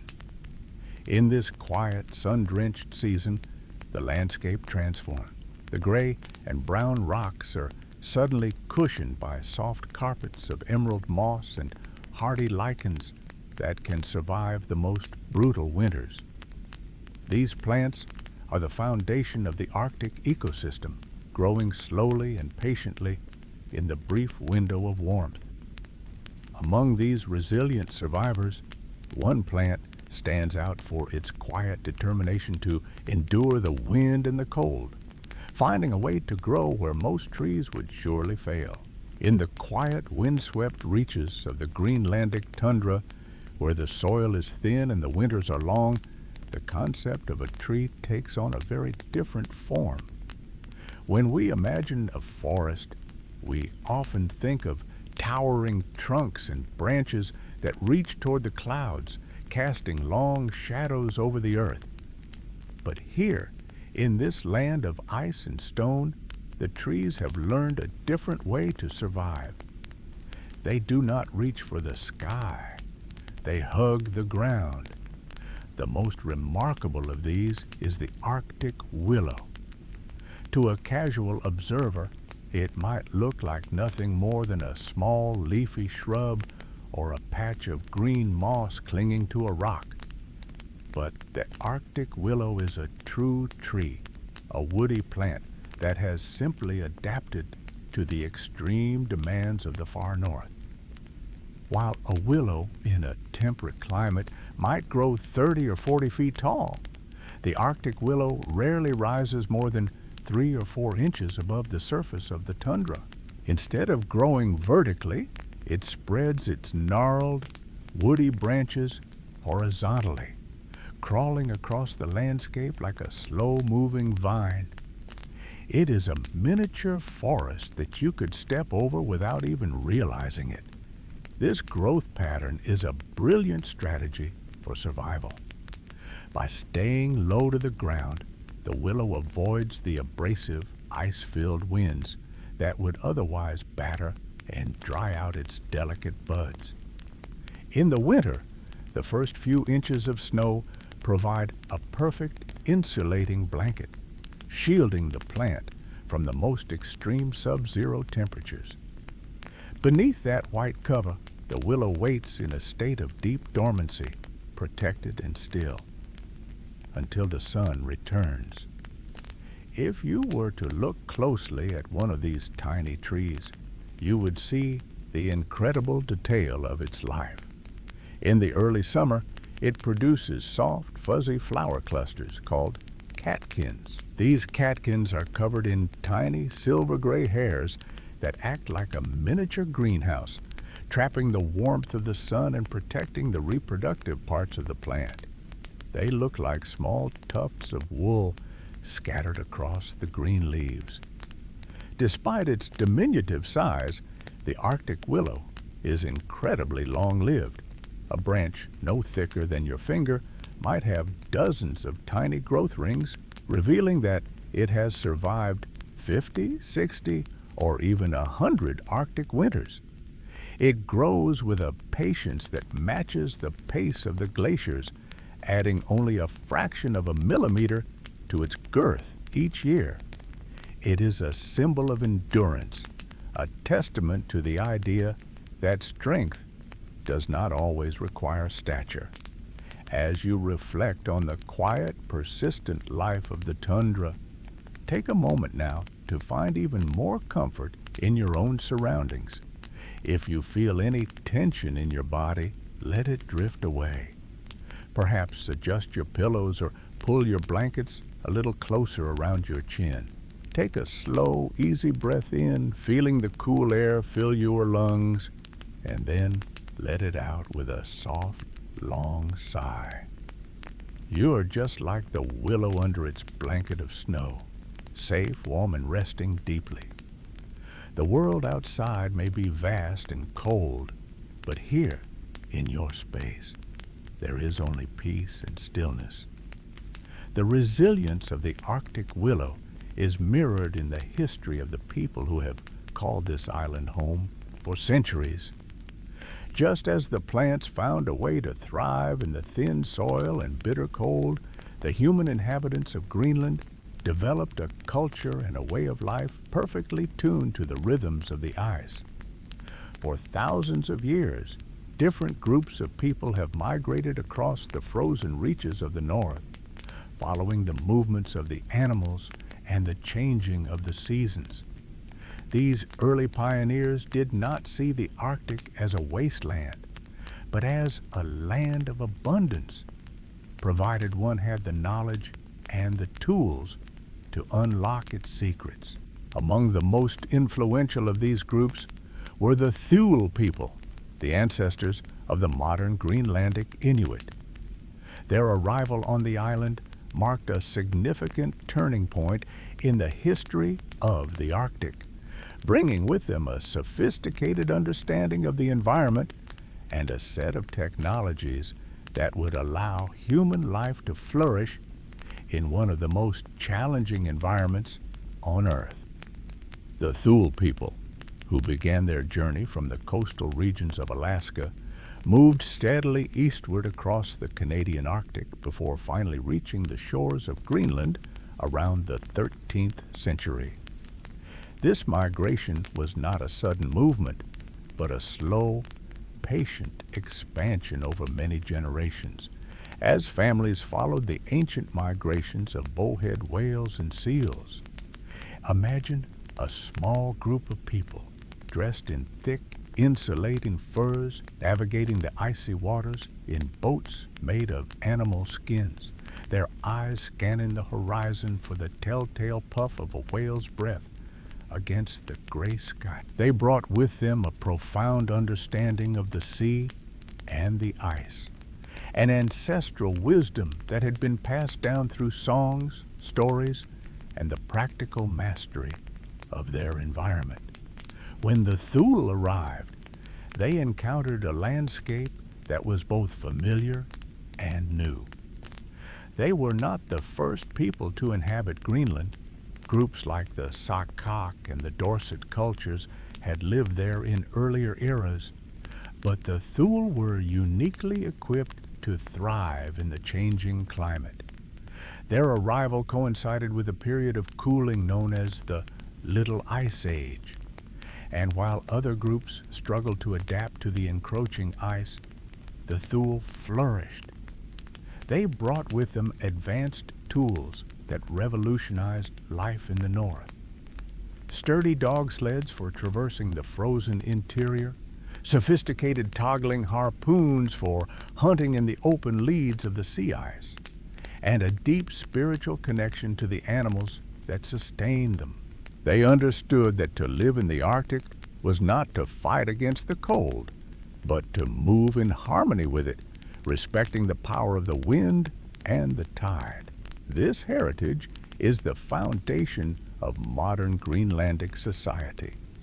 Today, the vast majority of Greenland's population are descendants of these Thule pioneers, and the Inuit culture remains the heartbeat of the island.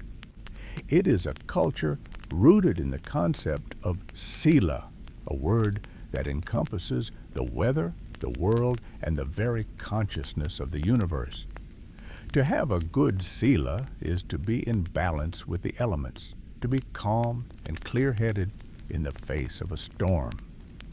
This philosophy of resilience and adaptability is woven into the fabric of daily life, from the way a modern hunter reads the ripples on the water, to the way a grandmother teaches a child the traditional names of the stars that guide them through the long winter nights. As you drift deeper into relaxation, think about the incredible ingenuity required to survive and thrive in such a place. Every tool, every garment, and every method of travel was a masterpiece of design, born from necessity and refined over centuries of trial and error. The Thule didn't just survive, they created a world of beauty and utility out of the materials provided by the land and the sea: bone, stone, hide, and driftwood. Among their most remarkable inventions was a craft so perfectly suited to its environment that its fundamental design has remained virtually unchanged for nearly 1,000 years. This was the kajak, or what we know today as the kayak, a vessel that allowed a single person to become almost one with the ocean, gliding silently through the waves in search of the life that the sea provided. The kajak, or kayak as the world now knows it, is perhaps the most iconic symbol of this northern ingenuity. It was more than just a means of transportation. It was a highly specialized tool, an extension of the hunter's own body. Imagine, if you will, a craft so light that a single person could carry it over the ice, yet so sturdy that it could withstand the battering waves of the North Atlantic. In a land where no trees grow, the creation of such a vessel was a testament to the resourcefulness of the Greenlandic people. The frame was often constructed from driftwood, precious timber that had traveled thousands of miles across the Arctic Ocean from the forests of Siberia or North America, carried by the currents until it washed upon Greenland's rocky shores. These pieces of wood were carefully selected, shaped, and lashed together with animal sinew, creating a skeleton that was light and flexible, designed to bend with the movement of the sea rather than breaking against it. Over this wooden frame, the hunters stretched the skins of seals, usually the harp seal or the hooded seal. These skins were prepared with great care, treated with oil to remain supple and waterproof. The sewing was a marvel of craftsmanship in itself. The seams were stitched with double-blind stitches, ensuring that the needle never fully pierced the outer layer of the skin, making it impossible for water to seep through. But what made the kajak truly unique was that it was never a mass-produced object. Every single kajak was custom built to the exact physical proportions of the person who would use it.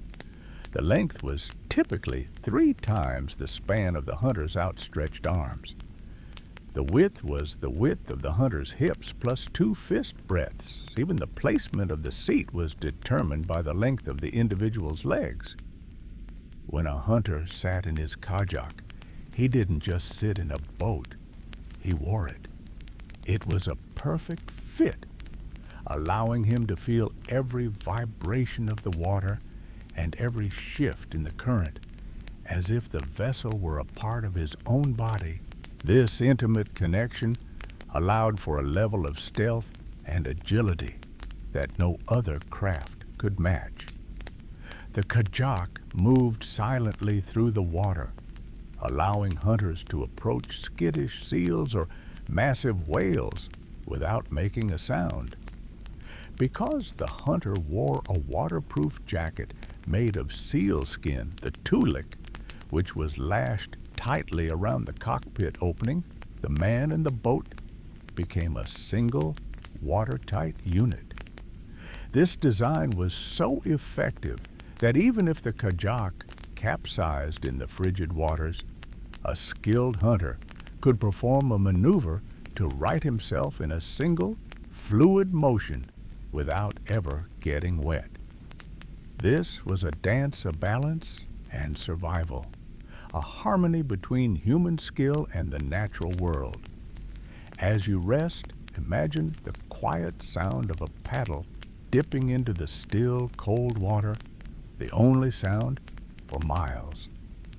Just as the kajak was designed with incredible precision to fit the physical reality of the Arctic, the way the people communicated was also shaped by the environment they inhabited. The tools they used to navigate the physical world were mirrored by the tools they used to navigate the world of thought. As the kajak allowed a hunter to express his intent through the movement of his body, the Greenlandic language allowed for an equally intricate and specialized way of describing the world. It is a language of deep complexity and beauty, where the very structure of the words reflects the vastness and the interconnectedness of life in the North. This language, known as Kalaallisut, is a reflection of the landscape itself, vast, layered, and full of hidden depth. The language of Greenland, Kalaallisut, is as unique and resilient as the people who speak it. It is a language that feels woven from the very elements of the North, the wind, the sea, and the ancient ice. To the unaccustomed ear, it may sound like a series of soft, rhythmic pulses, but within those sounds lies a structure of incredible complexity and elegance. In most languages we are familiar with, we build our thoughts by placing many small, separate words in a row, like beads on a string. We have a word for the person, a word for the action, and words for the details.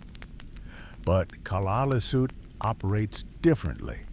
It is what linguists call a polysynthetic language. In this beautiful system, a single word can be remarkably long, acting as an entire sentence or a complete narrative. Imagine starting with a simple root word, perhaps a word for house or to go.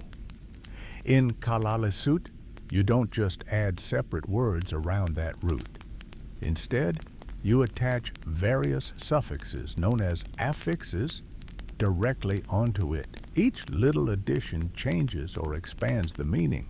You might add a piece that means a large one, then another that means he built it himself, and another that implies a long time ago, and perhaps one more that conveys it was a joyful thing to do.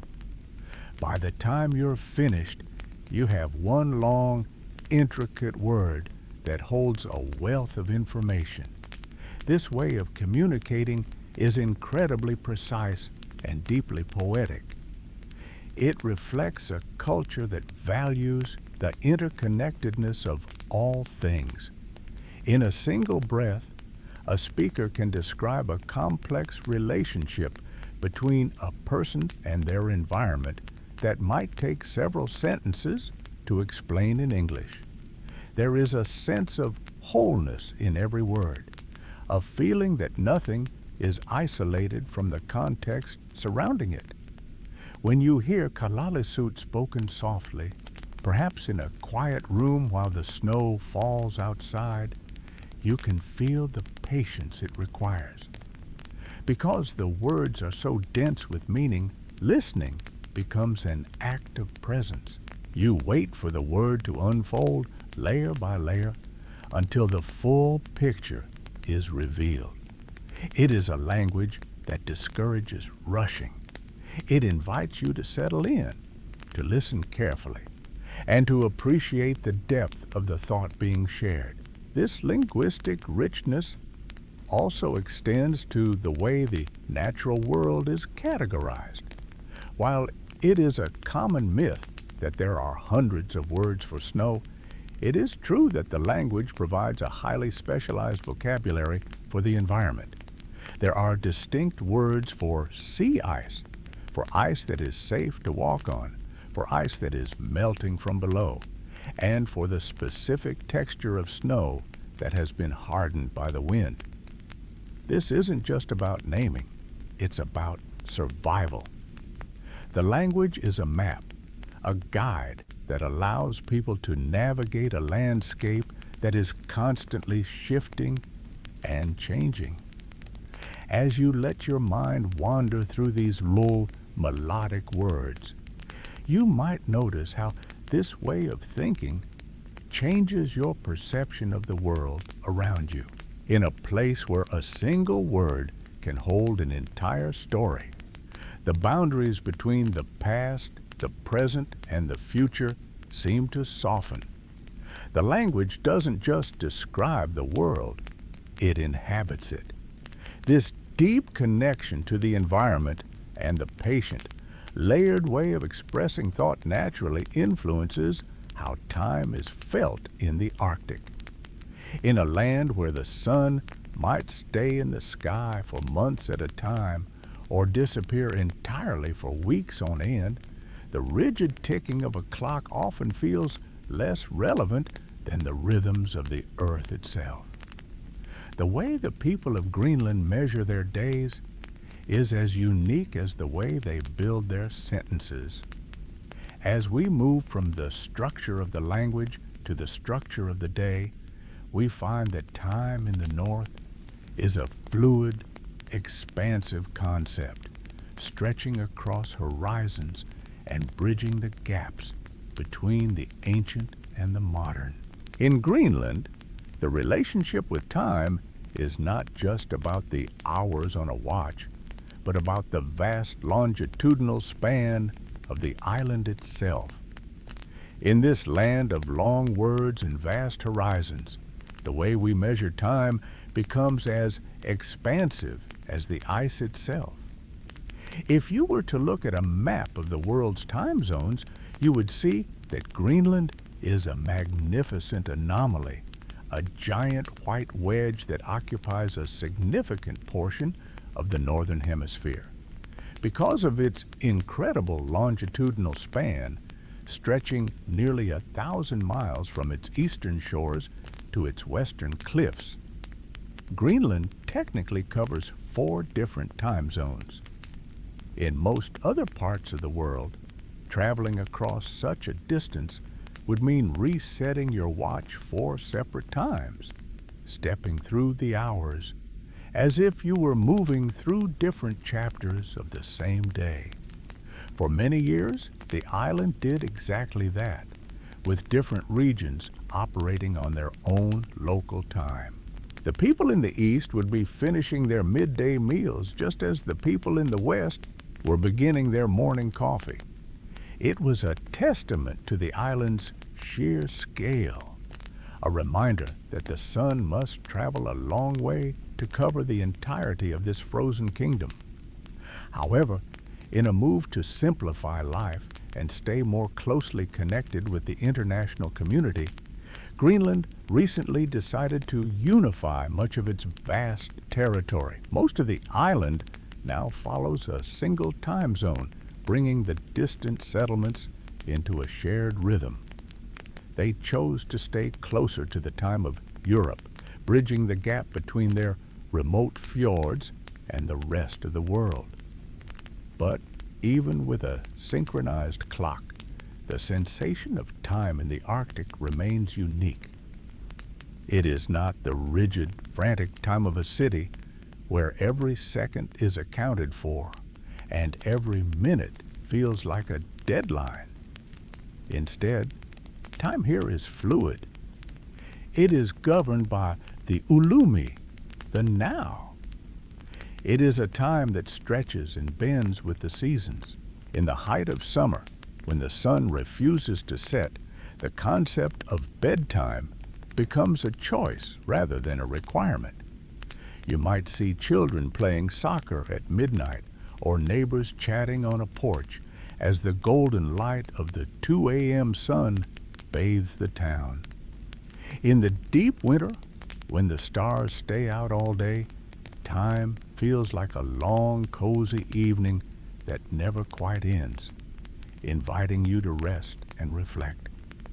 When you step away from the small clusters of colorful houses and out onto the open tundra, the ticking of a watch begins to feel like a distant, unimportant sound. You realize that you are standing in a place where the rhythms of the earth are still the primary clock. You listen to the slow groaning of a glacier or the rhythmic lapping of the cold sea against the shore, and you feel your own internal clock begin to slow down. Your breathing deepens, matching the unhurried pace of the land around you There is no rush here. The ice has been here for millennia, and it is in no hurry to go anywhere. This slowing of time allows you to appreciate the incredible purity of this environment. In the absence of the rush and the noise, you become aware of how untouched this part of the world truly is. There is a weightlessness to the atmosphere here, a feeling that you are breathing in something that has remained unchanged for thousands of years. As the minutes stretch out into a peaceful, quiet expanse, you realize that the air you are breathing is unlike anything else on the planet. It is a purity that goes beyond just the absence of pollution. It is a clarity that defines the very essence of the North, where the atmosphere is as crisp and clean as the ice itself. Imagine for a moment that you are standing on the edge of a vast, open tundra. The ground beneath your feet is a soft, springy carpet of moss and lichen, and before you, the horizon stretches out in a seamless curve of white and blue. As you stand there, in the center of this immense stillness, you take a slow, deep breath. The air that fills your lungs is perhaps the cleanest air you will ever experience. In our modern world, we are used to air that carries the faint, invisible traces of human life, the scent of warm asphalt, the distant hum of machinery, or the complex cocktail of gases from millions of cars and busy factories. But here, in the heart of Greenland, the atmosphere is stripped back to its most basic elemental form. Because there is virtually no heavy industry on the entire island, and because the population is so small and scattered, there is nothing to tarnish the sky. Greenland is a land of immense scale and very few people, with over 2 million square kilometers of territory and only about 56,000 residents. The ratio of land to human activity is staggering. This lack of a human footprint means that the air remains remarkably pure. Scientists often travel to the high points of the ice sheet, such as Summit Station, specifically to measure the Earth's baseline atmosphere. They come here because the air is so untainted by local pollution that it allows them to see the true natural state of the planet's breath. It is a place where the atmosphere is as close to its original prehistoric state as it can possibly be. When you breathe this air, it feels different. It is cold, yes, but it is also incredibly sharp and clear. It doesn't have a smell, which in itself is a rare and beautiful thing. It is a nothingness that feels strangely nourishing. It tastes of cold stone and ancient ice. As it enters your body, it seems to clear away the mental fog of a busy day, cooling your thoughts and slowing your heart rate. It is as if the very atmosphere is inviting you to be still, to match the quietude of the landscape. This purity of the air brings with it another gift, a profound and absolute silence. In most places on Earth, we have forgotten what true silence sounds like. Even in the quietest countryside, there is often the distant drone of an airplane or the low-frequency hum of a power grid. But here, the silence is a physical presence. It is a deep, velvety quiet that wraps around you like a heavy blanket.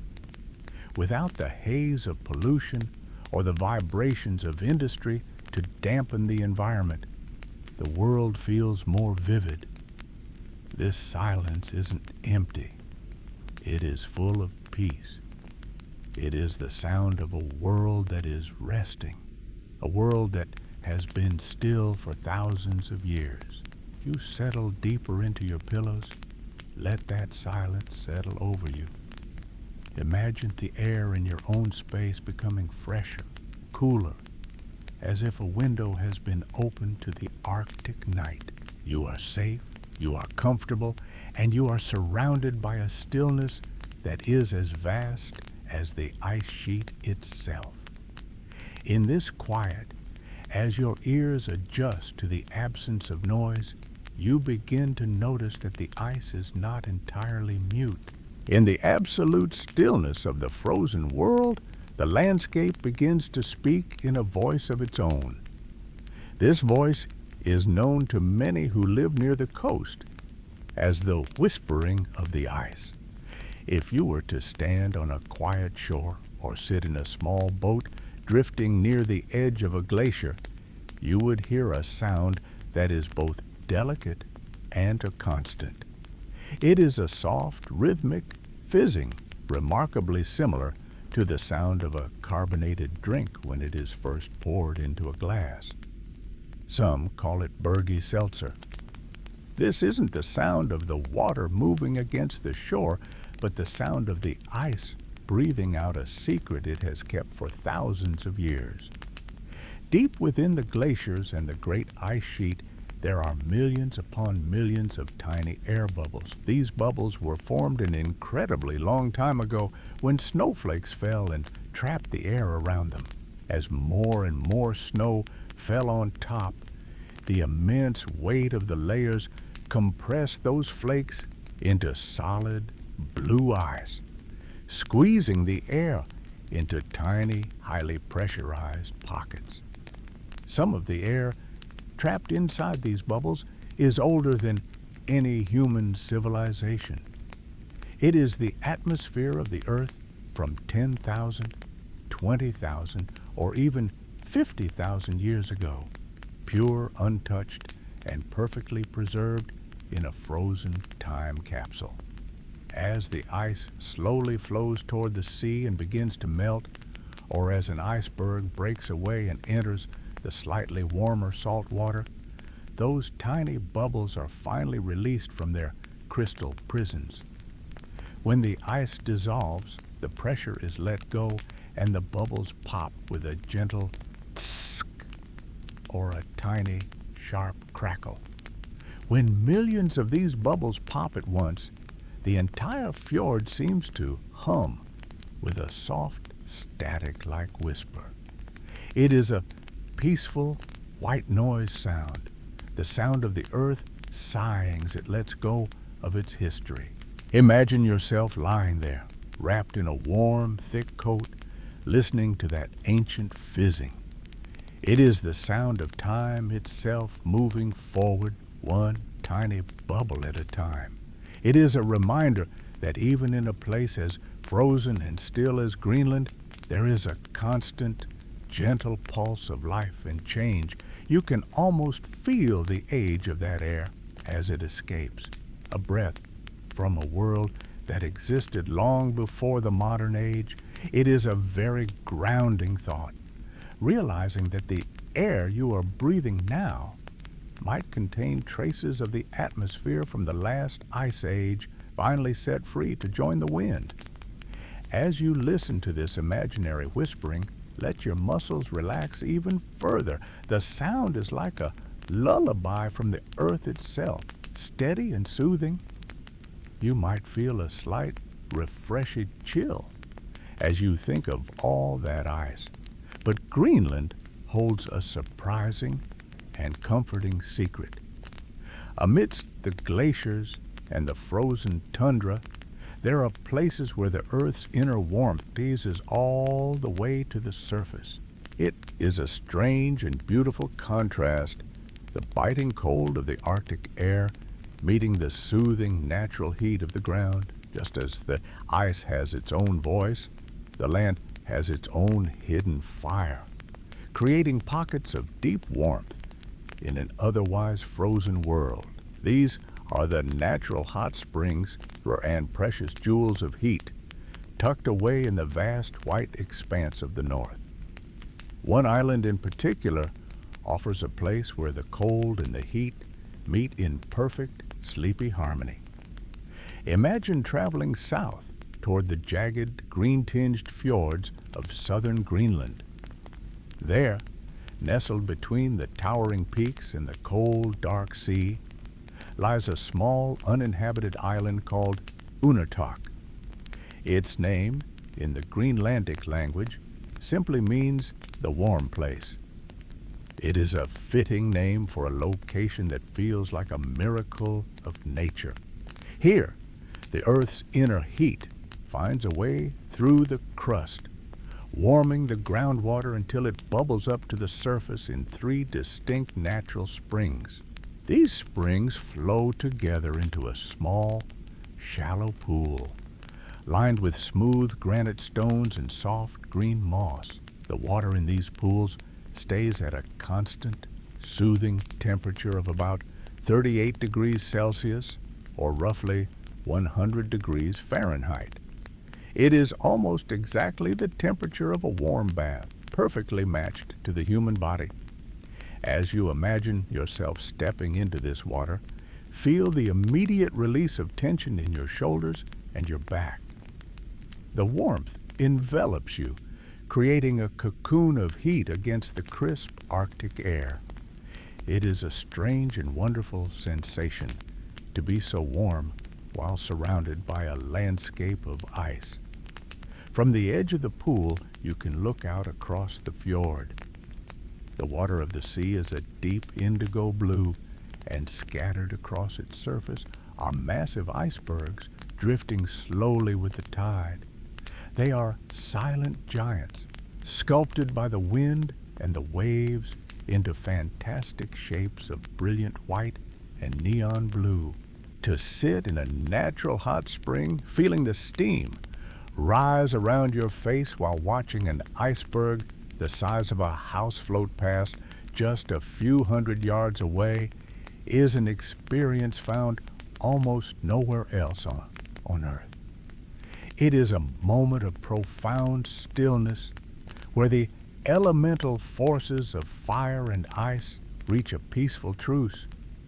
There are no buildings here, no modern spas or bustling crowds. There is only the wind, the occasional splash of a distant whale, and the soft bubbling of the spring. It is a place of deep restoration. The minerals in the water and the sheer silence of the island work together to quiet the mind. You can lean your head back against the smooth stones, close your eyes, and feel the gentle pulse of the planet. The heat from the Earth's core is a reminder that even in the coldest reaches of the world, there is a heart that beats with warmth. As you drift in this warmth, your thoughts might turn to how life persists in such a land.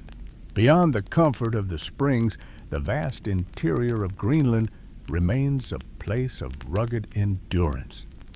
To navigate this world of snow and ice, humans have long relied on a partnership that is as old as the ice itself.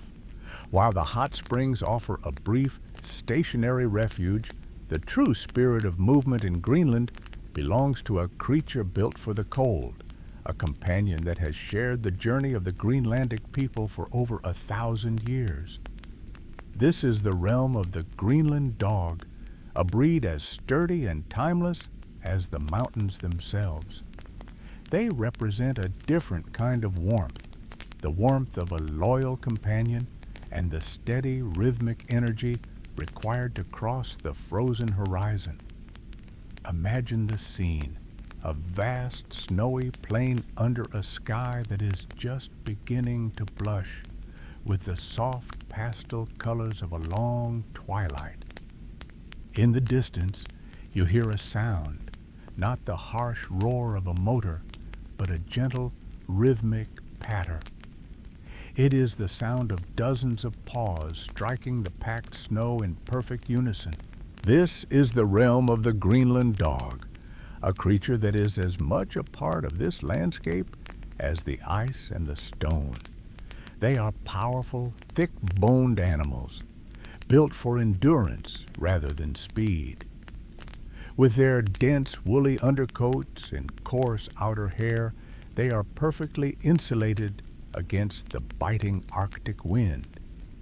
When they sleep, they do not seek the warmth of a shelter. Instead, they curl into a tight ball on the open snow, tucking their bushy tails over their noses to warm the air they breathe.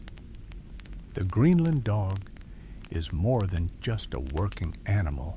It is a living link to 1,000 years of history. These dogs were brought to the island by the Thule people, the ancestors of modern Greenlanders, and they have remained virtually unchanged since they first arrived. To protect this ancient lineage and the unique culture that surrounds it, there is a remarkable rule in place. North of the Arctic Circle and along the entire eastern coast of Greenland, no other dog breeds are permitted to live. This dog line is a legal and cultural boundary designed to keep the breed pure and to prevent the introduction of diseases that could devastate the population. If a Greenland dog leaves this northern zone for the south, it can never return. This strict preservation ensures that the dogs remain perfectly adapted to the harsh, beautiful environment they call home, maintaining a genetic purity that is rare in the modern world. As you imagine the rhythmic breathing of a sled team, you can feel a deep sense of peace. There is no mechanical vibration, only the soft musical creak of the wooden sled known as a kommut as it glides over the frozen waves of the tundra. When the journey is over and the dogs settle down for the night, they become part of the landscape itself. They do not bark like the pets we know. Instead, they howl, a long, haunting, and melodic sound that echoes off the surrounding mountains and seems to harmonize with the wind. It is a sound of the wild, a reminder of a time when the bond between human and animal was the only thing that made survival possible in the deep cold. The presence of these dogs adds a layer of ancient life to the profound stillness of the island. As they rest, curled into their snowy nests, the silence of Greenland returns, heavier and more comforting than before. In this stillness, you can feel the weight of time. The island doesn't just hold the stories of the people and the animals who have traversed its surface. It holds the history of the entire planet, preserved in a way that nowhere else on Earth can match. The quiet you feel now is the same quiet that has reigned here for eons, a silence that protects the secrets held deep within the frozen layers of the earth. As we sit in this stillness, we begin to realize that the ice is not just a white expanse, but a vast, frozen library waiting to tell us the story of where we have been and where we are going. The idea of a library is more than just a metaphor here in the deep cold. For scientists, the Greenland ice sheet is a physical record of the world's history, written in layers of snow and ice that have stacked up year after year, century after century. It is a frozen archive that stretches back into the distant past, holding information that would otherwise be lost to time. When you look out over the vast white horizon, you're looking at a story that is still being written, and one that we are only just beginning to fully understand. To read this story, researchers use specialized drills to extract what are known as ice cores. These are long, heavy cylinders of ice, sometimes miles in length, pulled from the heart of the glacier. Each core is a vertical timeline. The snow that fell yesterday sits at the very top, while the snow that fell 10,000, 50,000, or even 100,000 years ago rests deep near the bedrock. As you move down the length of an ice core, you are literally traveling back in time, passing through the centuries with every inch of ice. Within these cores lies a treasure trove of data. When snow falls and is gradually compressed into ice by the weight of the layers above it, it traps tiny, microscopic bubbles of air. These bubbles are like little time capsules. They contain actual samples of the Earth's atmosphere from the moment the snow first touched the ground. By analyzing the gases trapped in these bubbles, scientists can tell us exactly what the air was like when the pyramids were being built, or when the last ice age was at its peak. They can see the gist from ancient volcanic eruptions that happened on the other side of the planet, and they can track the subtle shifts in the Earth's temperature over millennia. It is a remarkably precise record, a natural diary of the planet's health and history. The preservation of this ice is one of the most important scientific endeavors of our time. The ice sheet acts as a massive cooling system for the entire Earth, reflecting sunlight back into space and helping to regulate the global climate.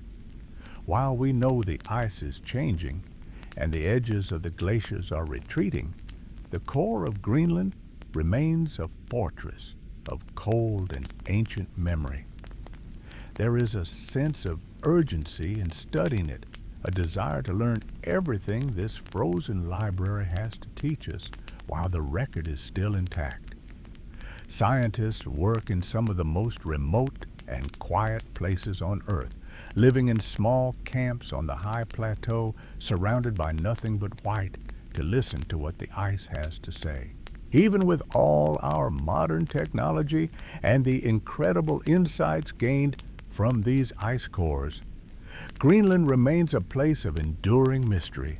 We have mapped its mountains and measured the depth of its canyons.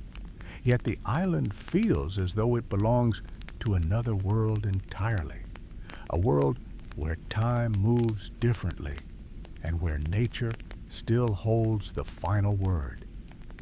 The deeper we look into the ice, the more we realize how much there is left to discover. The island doesn't give up its secrets easily. It guards them with a fierce, silent beauty that commands respect.